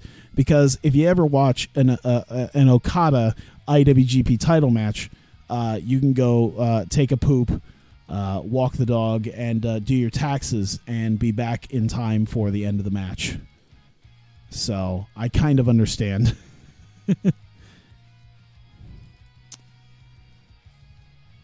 But yeah, I've just always liked that. Like I was always a little. It was always really odd to me because I thought like, okay, because it was the Dalton Castle Cody match for the ROH title, and I'm not used to ROH title matches being like 14 minutes long. I'm just not used to that. And I found out it was like 12 or 14 minutes. And I'm just like, I'm so used to the days of Tyler Black and Roderick Strong and Kevin Owens or Kevin Steen at that time and Davey going 30 plus minutes in their title matches because it's like the it's kind of like the old school NWA style thing to do. And that's how I like to kind of book that stuff too. Is it's like, hey man, if you're going to be the champion of my promotion, you should be able to go for a little while and put on a great match. We don't need no guys that can only go about 15 minutes in the ring. And I bet you Dalton Castle could do it. But still. Yeah, I think the Dalton Castle Cody match at Final Battle. It was Final Battle too. That's like one of the biggest shows of the year. Final Battle is kind of their WrestleMania. I don't know if Anniversaries maybe replace that, but Final Battle is like their big show.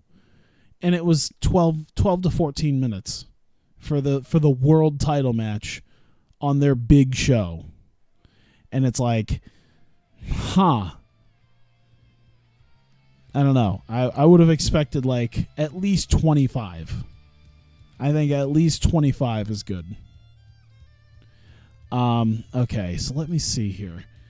I'm just trying to look at like the things that I have up here. Okay. Ooh.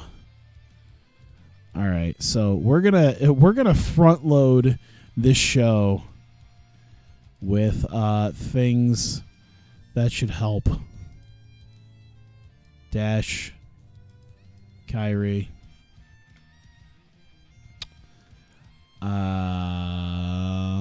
What do I have her as again? I don't know. She can come in. She'll come in and do something. We'll have her work with oh man, who should she work with? I'm trying to look at like the possible, like Ashley Flair is a part of the Revolution, but you know what? I think she needs a match. I haven't really put her in a match in a while. And I think that's something that would be necessary.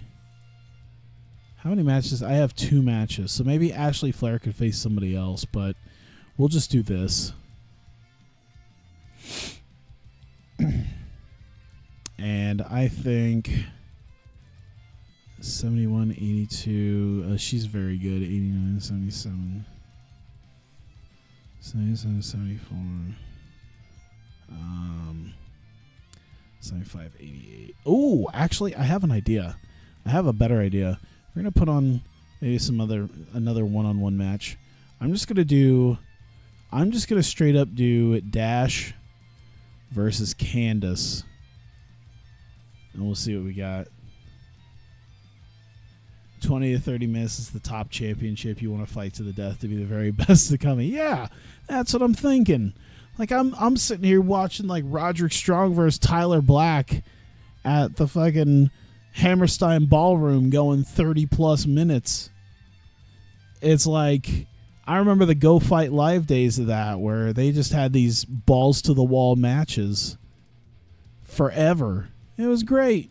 And it was just it's not really much of a thing anymore. I don't know. Maybe Dalton Castle's next title defense will be longer. I don't know who the fuck they'll put him up against. God forbid Beretta seems like the most possible option. God forbid it's like fucking Beer City Bruiser. I don't understand him. I'm not trying to come off as like sour grapes, but I don't understand Beer City Bruiser being around.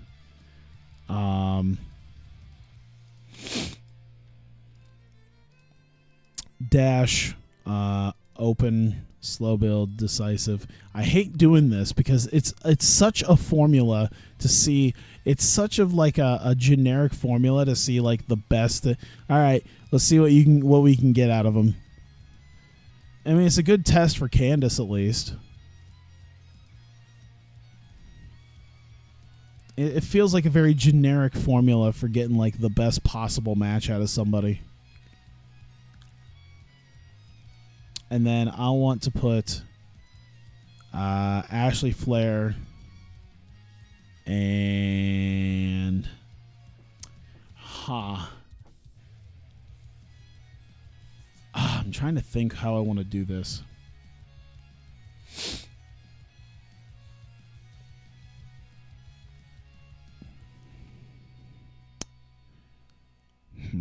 Oh, you know what? This will actually play into a solid story. This is probably not great. Let's not pretend like Ashley Flair could not take Azumi out, and like we know Ashley Flair could take out Azumi in under 8 minutes, but fucking Amazonian 5'10" Ashley Flair taking on a literal 17-year-old. Sort of undersized, too. Next top guy's leader of the kingdom, Matt Taven. That's weird. I mean, I guess it's not weird, but yeah, it's just odd thinking of like Matt Taven as like the top ROH guy.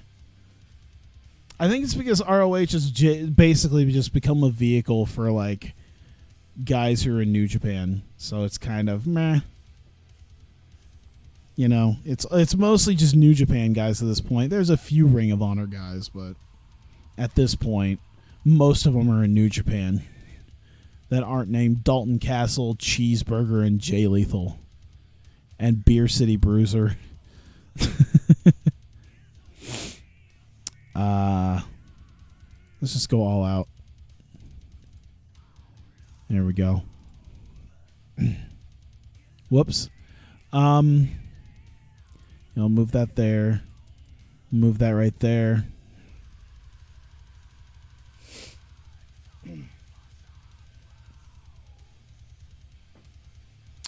I think that'll be good. All right, 75 minutes. That'll be good to make that. Maybe Io and Arisa Nakajima don't have to be that long. Maybe like 18. Maybe 18. There you go.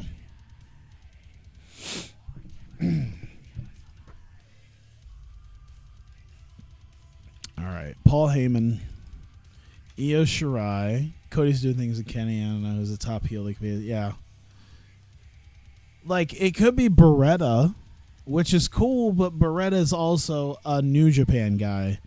And then it's like Beer City Bruiser and Silas Young. And then there's like Matt Taven. Jay Lethal, I think, is a heel. So there's like a bunch of guys. It's just like, most of it's just New Japan guys. I get it. That's cool, but I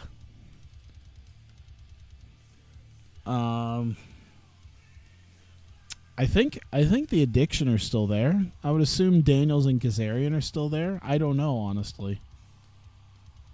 As I'm saying, it's like I really don't know if Daniels and Kazarian are still there. Azumi, Mayu, Mio. Heyman International out. Heyman talks up Io. Io demands Azumi watch before her match and how to win.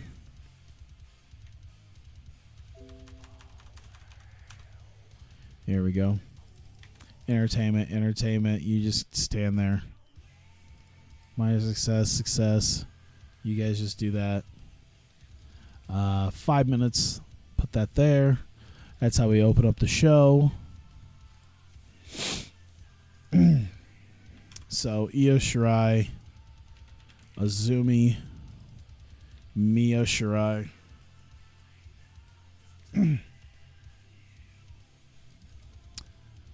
Entertainment. Maybe selling. No, you'll sell too because you just had a match. Let's see. EO post match berates Azumi on how to win.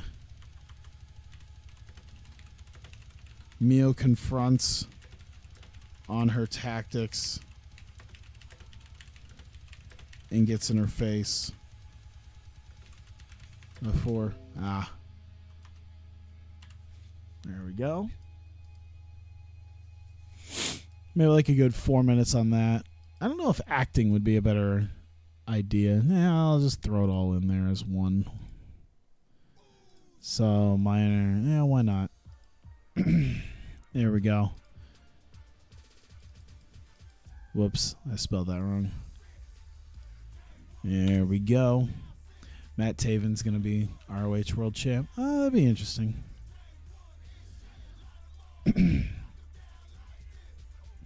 Ashley Flair versus Zumi. Ashley Flair won that.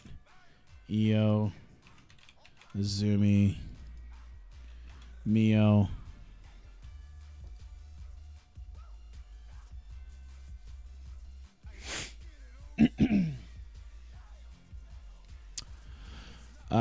Let's see here. Io berates Zumi for losing and slaps her. I'll just put slaps her because I'll probably need those extra. Mio and Io's face over it.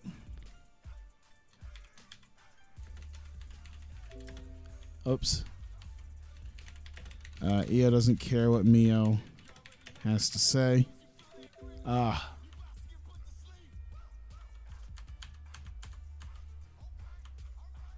Doesn't care for Mio's opinion. There we go.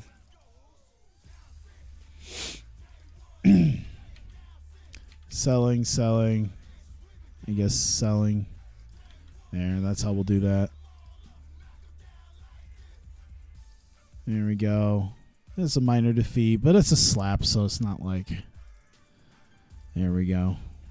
So much time taken up for that.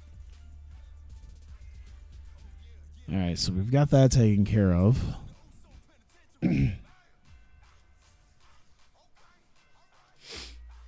All right. Actually, I think before that, Mick Foley is going to be there with Paul Heyman. All right. Heyman Foley's office. Heyman unhappy at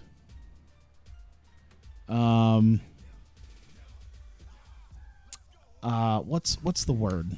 What's the word I'm thinking? Conflicts.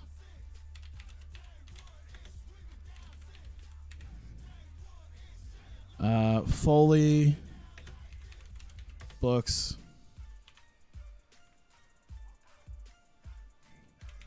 6-woman tag to test teamwork. And Heyman would not be happy about that.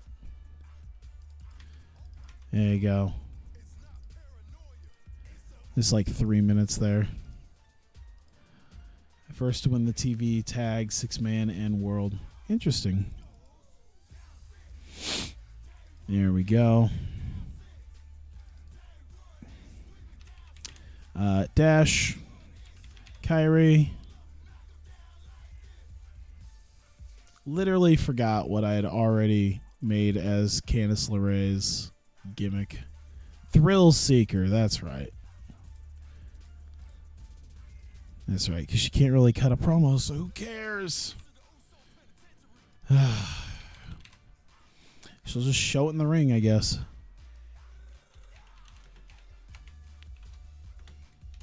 Dash and Kyrie out to discuss issues with Leva Corp. They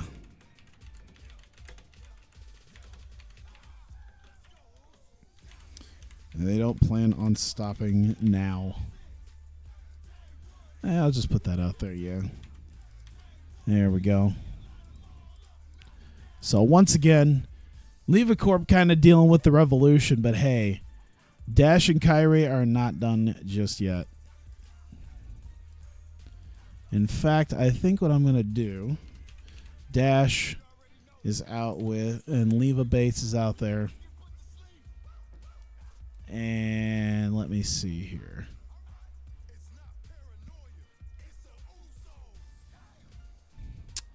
Actually, let's do Kyrie there, Leva. There we go. So let me see. Let's see.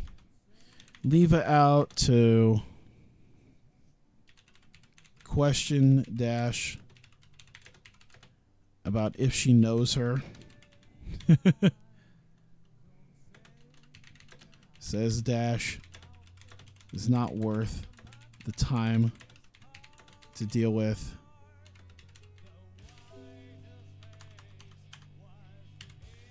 There you go.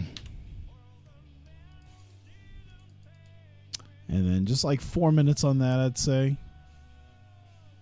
So selling because she was in a match. Entertainment, Kyrie's not really going to do anything. There you go. But bigger success because she just kind of like motherfucked her. There you go. There we go. Levacorp versus the Revolution. Let's have Mick Foley out there. He'll eventually come out. Leva Bates. Athena. Courtney Rush. Brittany Knight. Becky Knox. Actually, we'll wait on that. I'm trying to. What should I do with this? Actually, okay, I got the idea. Leva Bates, Courtney Rush, and Athena. Rest of Levacorp out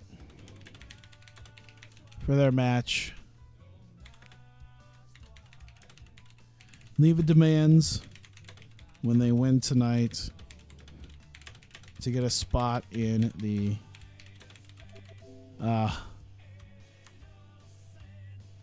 when they win to get spot in tag title match. There we go. All right. Got it. There you go. Stand there, look pretty. I don't think they can cut promos. I don't think they can. Okay, Courtney Rush can. 72-72. That's pretty good. I think Leva's gotten a lot better. Leva's gotten so much better at talking, though. Like, dude, a year ago, like when I picked her up, 55-69. Like, yeah, 55-69-68. Now she's 72-75. So she's definitely serviceable in that ring on that microphone. She's serviceable in the ring too. She's gotten better. It's amazing that I can say that Leva Bates as a straight up straightforward wrestler has put on some damn good matches.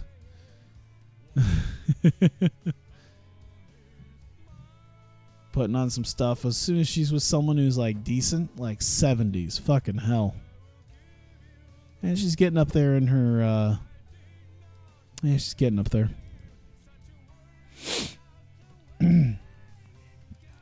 All right, Levacorp versus the Revolution. Let's see. Leva Bates. Courtney Rush. How much time have I spent? 99 minutes. That's not too bad. Let's see. Courtney Rush. Athena. And then Brittany Knight. Becky Knox. And we'll have Ashley Flair out there as well. And then Mick Foley. So, Entertainment. Sell the match, sell the match, sell the match, sell the match. I guess you'll be doing your acting. Why not? Act unhappy. Act unhappy about what's happening. And I make sure to put Mick Foley. And he'll talk. Leave a Corp elated after win. Foley comes out. Has no choice.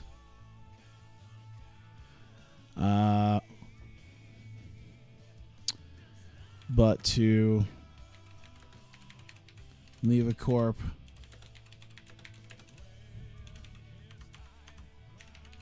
The right to challenge.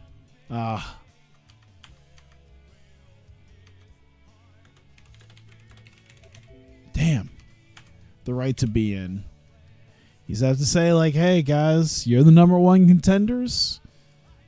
You could have won, and you didn't win. You failed to beat them. Not the best. There you go.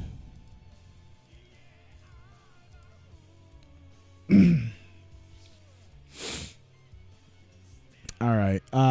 We definitely need at least this. Kana, James Mitchell.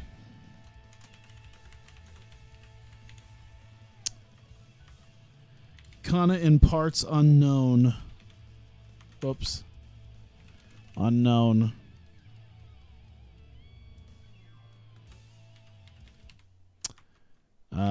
Seems to be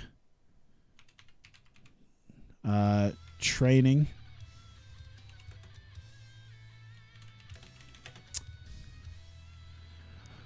As she, I'm trying to figure out like what should I have her do?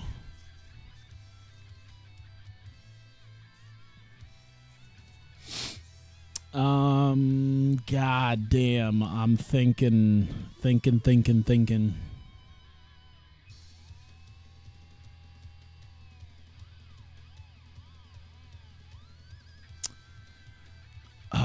Let's see.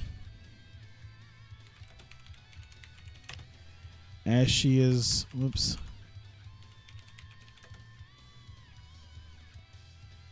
As she is breaking, let's just say, as she's breaking wood, like maybe like almost like 2x4s. How about that? 2x4s. She's breaking 2x4s. She is encouraged by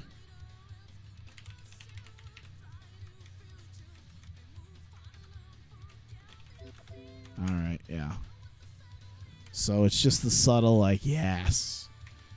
She's here, he's doing this. I guess this is more acting on Kana's part. I don't know if this is the best idea. Yeah, we'll do it. Oh no, overness. That's how we'll do this. And he'll do his part to carry the entertainment aspect of this. There you go. 4 minutes of her doing this.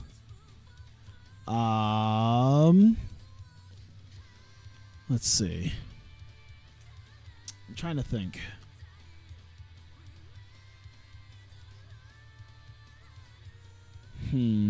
Where I should put this in the show. I don't know if I should put that like right. It doesn't seem like it should go right there. So it'd either go like before the Dash Candace stuff. So it'd be like somewhere up here maybe. That seems like an idea. Put it right after the EO stuff. That seems like the best idea. All right. So another thing I think we should have. God, yeah. See, everything here is kind of in its own thing. So everything past that is, yeah.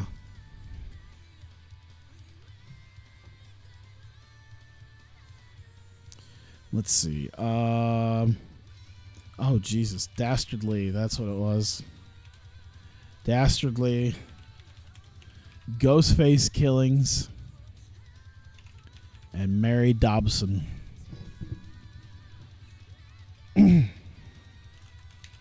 Dobson is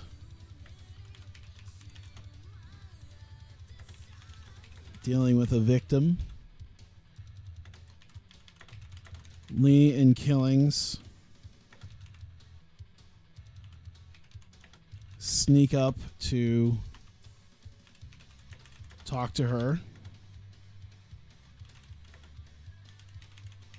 She stares at them, and they as they let's see. Let's see. Sneak up to talk.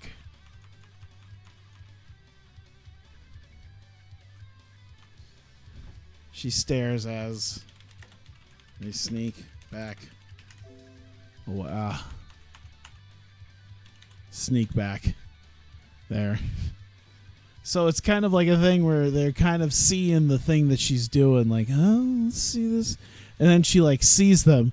And it's like, all right. And like a cartoon, like a Tom and Jerry cartoon or just some sort of cartoon, they just start walking backwards, like when Bugs Bunny went to sneak and had those like over exaggerated like walking movements. That's what I'm thinking. That'll be great. There you go. I think that's a decent success on Mary Dobson's part. Work without a script? Yeah, sure, why not? All of them work without a script. Let's go.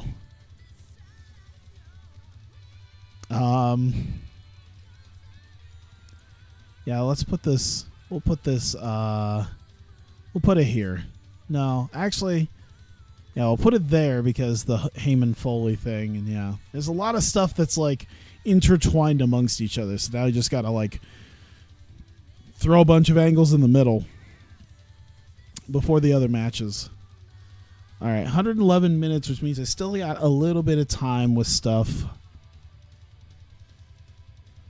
Let's see here. Lufisto, Kangaroo Jess, Carl Anderson, Doc Gallows,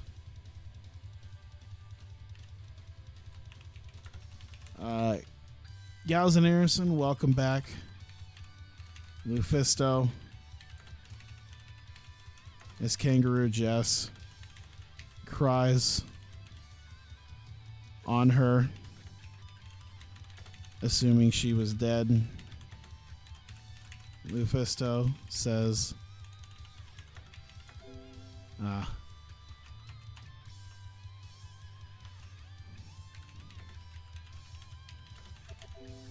Lufisto has business.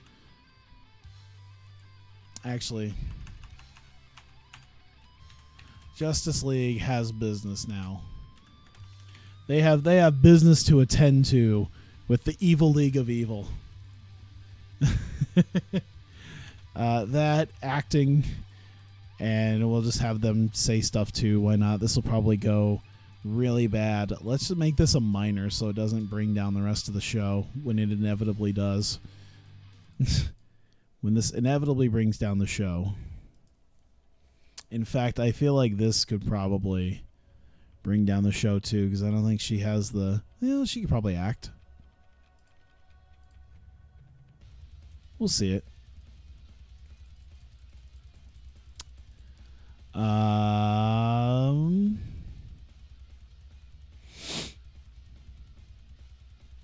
Yeah, let's put it there. There's just going to be a bunch of angles shoved in the middle here.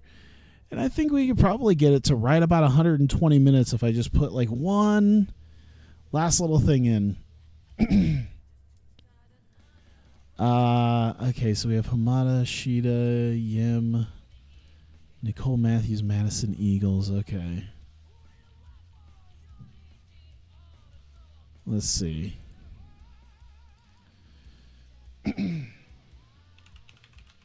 Madison Eagles, Nicole Matthews, Portia Perez. All right. Shimmer and Shine are nervous about later if Levacorp win. Perez is certain. Whoops.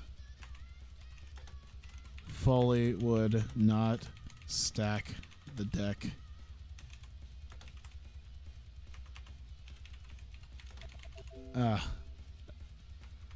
Would not stack the deck. We'll just put that. There we go. Put that at about 4 minutes. I think that'll go over okay.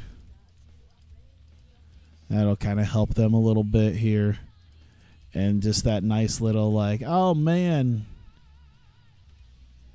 really be something if they were to put him in the match. Oh, great. We got to put let's do, this will be our storytelling.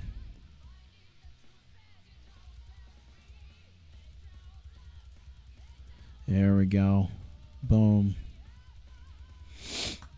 All right. I think I'm pretty much ready to go. I think I've got just about everything I wanted to get right now. So, all right. Yeah, we're over 2 hours. Jesus Christ. Let's go. All right. Hit that. And let's just. All right. Hey, 5,100 people at the First United Bank Center in Texas. Starting it off, Heyman International are out. Heyman talks up Io after, of course, winning the title a few weeks ago.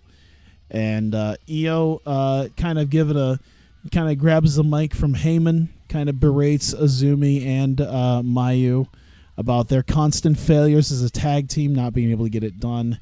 And she goes after Azumi again. And as that's going on, Mio is very unhappy about how this is going on.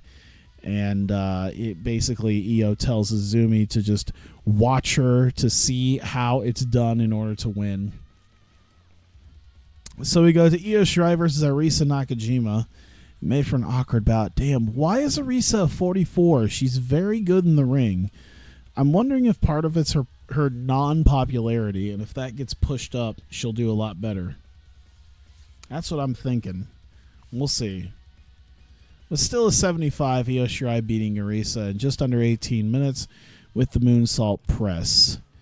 Io post-match berates Azumi on how to win. Tells her, okay, you got your match against Ashley Flair coming up. Find a way to win. Io Shirai gets in Io's face about it.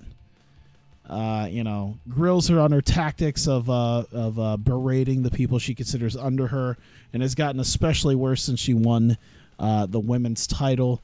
Now that she feels maybe morally superior, maybe not morally superior, but like at least physically superior to the other members of Heyman International as the sort of crown jewel of their deal. And Io Shirai is not having any of it, as the whole thing has been bringing Azumi in and kind of looking after her. We get into oh shit, I should have pushed this a little bit differently. Either way, we just before we get to the Ashley Flair match, Ashley Flair maybe starts to kind of come out. They're recovering for this, and we go back, and Kana is in parts unknown. Don't know where she's at, and she's out in the woods training. It seems like maybe preparing, doing whatever sort of striking that she can do, and breaking 2x4s in the process of maybe some sort of abandoned shack or fencing that she's found. Something rough and rugged. And as she's doing that, the silhouette of the man that we saw potentially last week comes into focus, and it's Father James Mitchell, or at least just James Mitchell, as he sort of like puts his hand on her shoulder in encouragement and has her continue going. And so it's revealed, of course, that James Mitchell has been the guy sort of mentoring Kana throughout this. Seems to help. We seem to be doing good. seem to be doing good. I think Mitchell really helped carry that a little bit with Kana. Even though he considered it, Kana came across well, but like James Mitchell seemed to do good, but he still underperformed somehow. I don't know. Oh well. So then we go back and we get Ashley Flair versus Azumi. Ashley Flair did pretty good with 75. I think that's pretty all right. And 821 with the figure 8. Of course, Ashley Flair beating Azumi because God forbid you find a way to actually have. I physically don't think that the game would allow me to have someone like Azumi beat Flair. It would just feel wrong. But either way, Ashley Flair picks up the win. And Io Shirai is very unhappy about this. She berates her for losing again, slaps her much like she's done the previous times. Io Shirai, once again, up in her face about it. Looks like she's kind of shoving her this time, really getting up at her and confronting her about her tactics.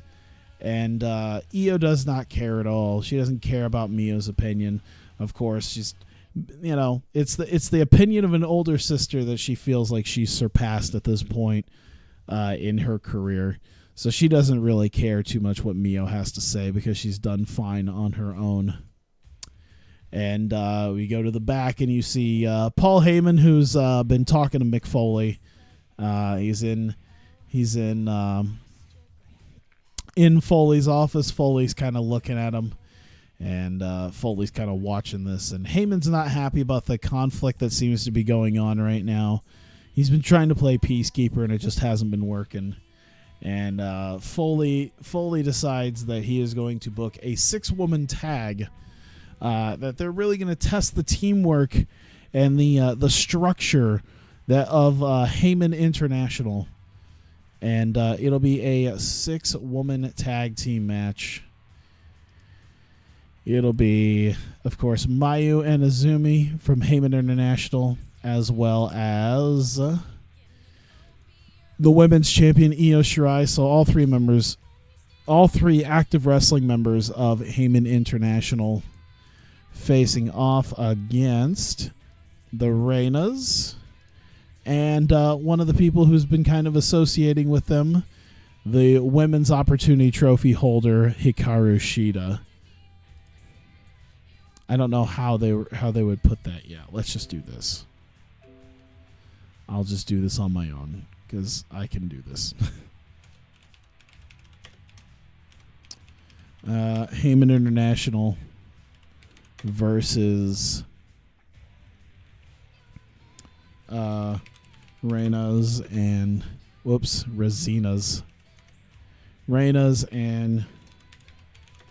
Hikaru Shida.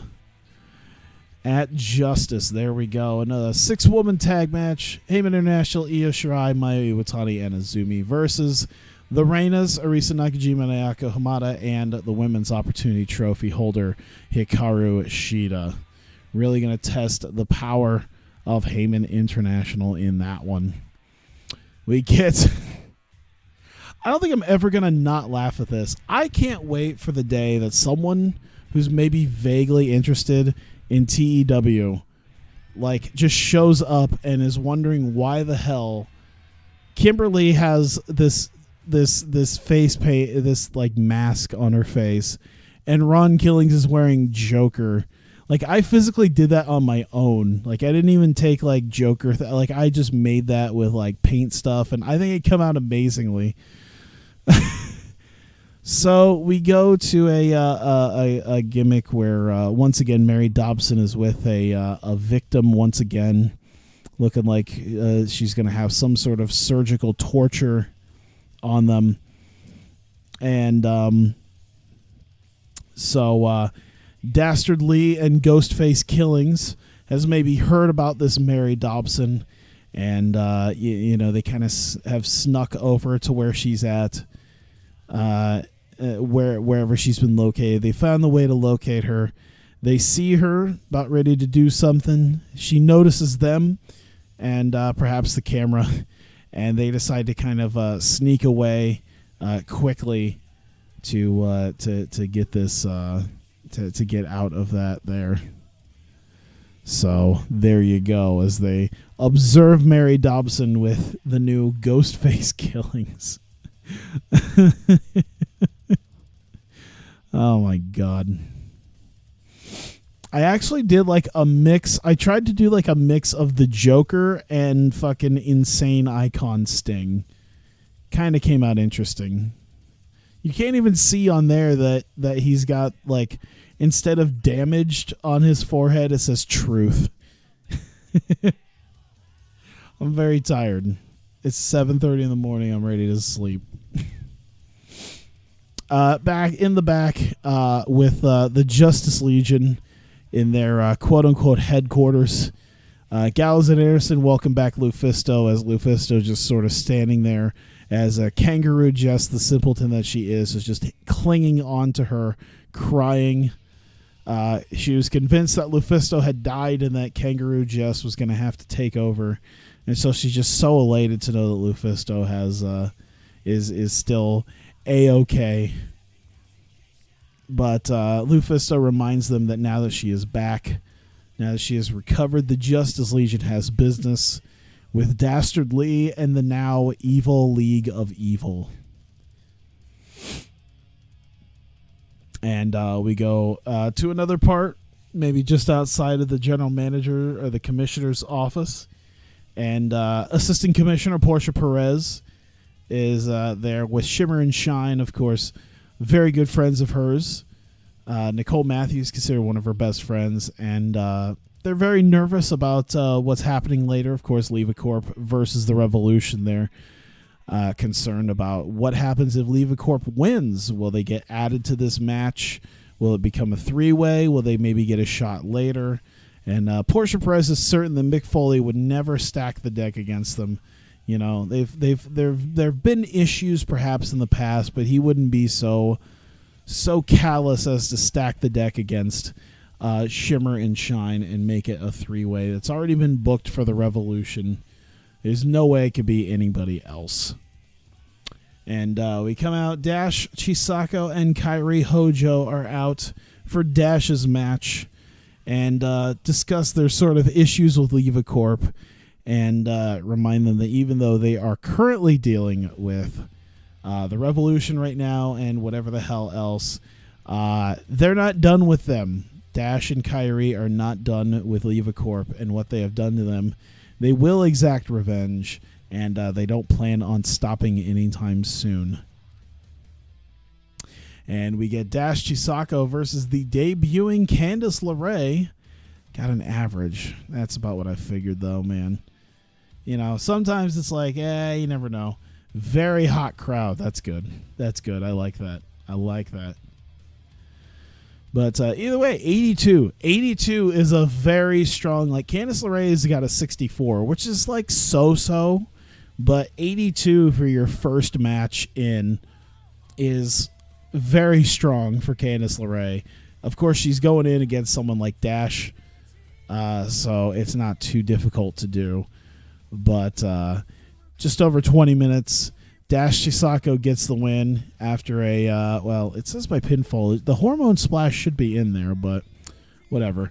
Dash Chisako gets the win after the hormone splash and takes the win over the debuting Candice LeRae. Strong showing, though, from the debut. 64 is pretty okay. Either way, we come back out. Dash is recovering. Kairi is there with her. Leva Bates kind of comes out to the stage and, questions whether or not she's actually seen Dash. Basically kind of doing the whole, who are you? What are you doing with my name in your mouth? Calling me out, doing blasey, blasey, blasey. Basically motherfucking her and Hollywooding her. And basically reiterating and telling her flat out that Dash is not worth her time to deal with. She's busy working her way up to become the women's champion, and that Dash is not worth the time and effort. And so the rest of LevaCorp come out for their tag team match. Leva is there and, cuts a little promo about it. and demands that when LevaCorp wins tonight against the Revolution, that they get added to the women's tag team title match. It's currently Shimmer and Shine defending against the Revolution. However, LevaCorp facing off against the Revolution. Leva demanding that if they win, they are added in. And so we get our main event of the evening, LevaCorp versus the Revolution. Why does Rush look like a juggalo? Just her general... I mean, it's her face paint. She doesn't really use the full face paint anymore. I gotta get like the updated version, because she doesn't do she did like little lines at first. Then she did the full face paint for the longest time. So that's what most of her pictures have. But like now recently, she's kind of cut it off below her eyes. Imagining like a gangbanger watching like with a bandana over their face, like if they're looking like they're gonna rob a bank and they put like a bandana or something over their face. That's kind of where her paint line comes at now, like just under her eyes now. Yeah, that's Paige. Yes, that's Paige. So it shows off her eyes more now. So I need to get like an updated version of it. But yeah, face paint's big in wrestling. I think pretty solid amongst all of them, honestly. All four of them pulling off a 79 like that. That's actually a couple of pretty good matches between them. We're doing pretty good. We're doing pretty good on stuff like that. Good wrestling, not much heat, unfortunately. I feel like maybe I should do like a story. I should do some storylines, but I feel like, I don't know, I feel like they'd get in the way almost. Either way, LevaCorp getting the win against the Revolution. Kind of clean. Maybe there's a little bit of cheating involved, but basically clean. Courtney Rush got her with the Olympic Slam and the pin in 17:42. And as the Revolution are recovering from it, Ashley Flair's out there to kind of comfort them. The rest of LevaCorp, all three members of LevaCorp are elated at their win. Mick Foley comes out and kind of shrugs his shoulders and says that he has no real choice but to throw out the Shimmer and Shine versus Revolution match and get rid of that in favor for a three-way. We'll do a sudden death three-way. Let me see here. What would be the best look for that? Probably just be 2 versus 2 versus 2. There's nothing really else here, because elimination would be like a three-way dance, but I'm not doing specifically that. I'm doing a sudden death three-way title match.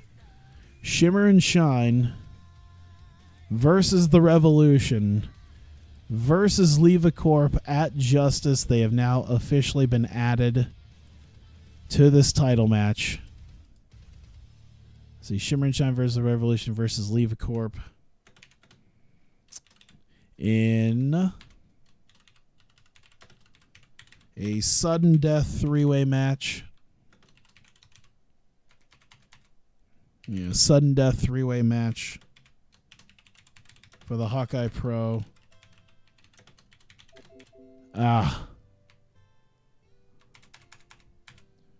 There we go. Hawkeye Pro Women's. Oh my God. There's just not enough room. There's not enough room. Here.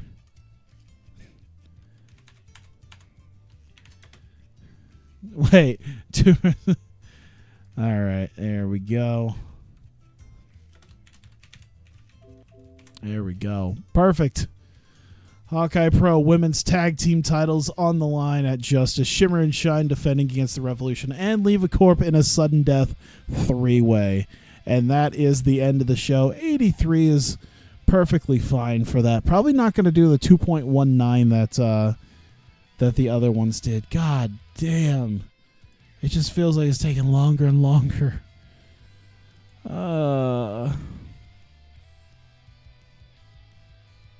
I'm just gonna get through these days as like I hope you don't need me. Is Joey Mercury worth the time and effort? 72.80? Probably not. That's fine. 2v2v2 is AoE, and matches is way more fun and entertaining. It's almost 8 a.m. Yeah, I think that was a three-way like elimination as well. I think that's what that was. It was an elimination. I just didn't want to do another three. Like, it was one of those things where it's like, I really like three-way dances, but I didn't want to do another three-way dance. And it'll definitely work into the story to make it sudden death so that it's not. Oh, he doesn't. What? He said he didn't want to do more than 9 months. All right, you know what? I'm going to shortlist him and figure it out later. I'm probably do like 6 months. 2.16, that's good. Pick TV for breakout. Okay.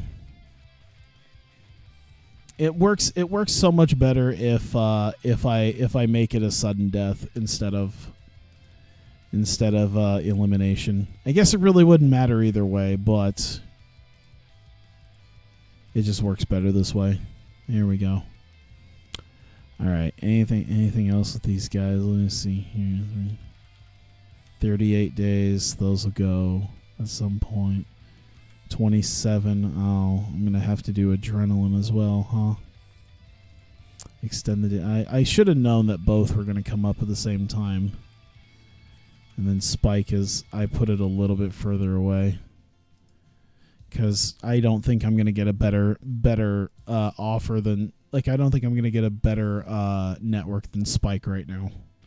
Within the next like 6 months, I don't see that. I don't see that happening within the next like year or two. I got to be honest. I think I'll be done with 2016, and the new TEW will have been made by the time that I can get a better TV deal in America than Spike. That is my true feeling.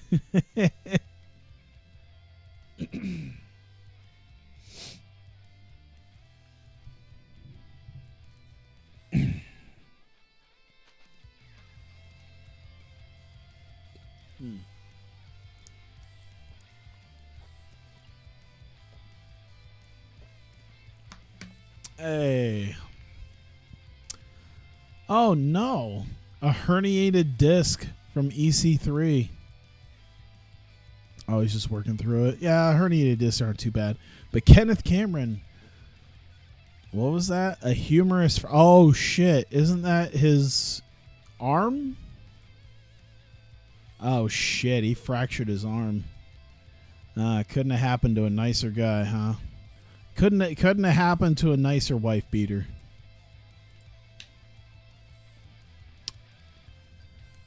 Anything else? I don't see anyone. Hey, look, Jessica Havoc got back on her feet quickly. See, I don't feel too bad about that. She's just not as good for me. Like, she's just not. She doesn't pull the weight necessary, and I say that with people that I know don't pull the weight nearly as much as her. But I just didn't really have anything. It's fine. I got plenty of other people.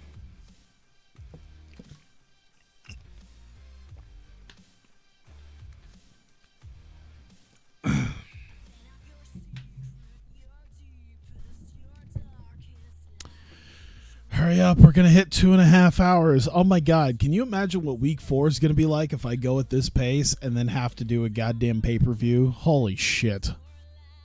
It's going to be like 4 hours. Hey, WWE signed Joey Mercury. Okay, anything else that's going to make me... Nope. Okay, cool. Anything? No, cool. All right. Hey, look, I got some good money. Look at that.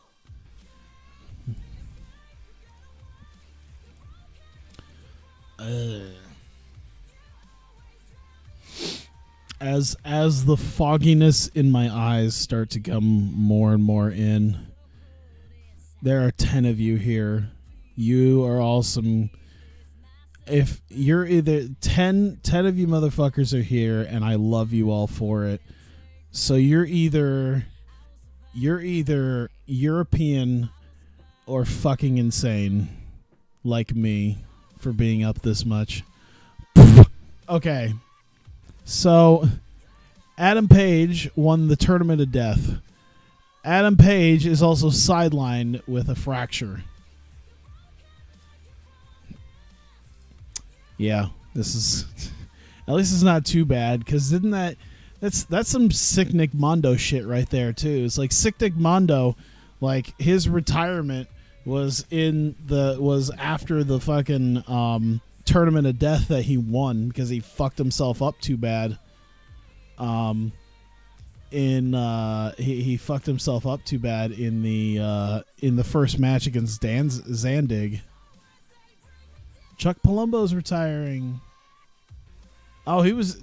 I'm more surprised that Chuck Palumbo was still technically wrestling.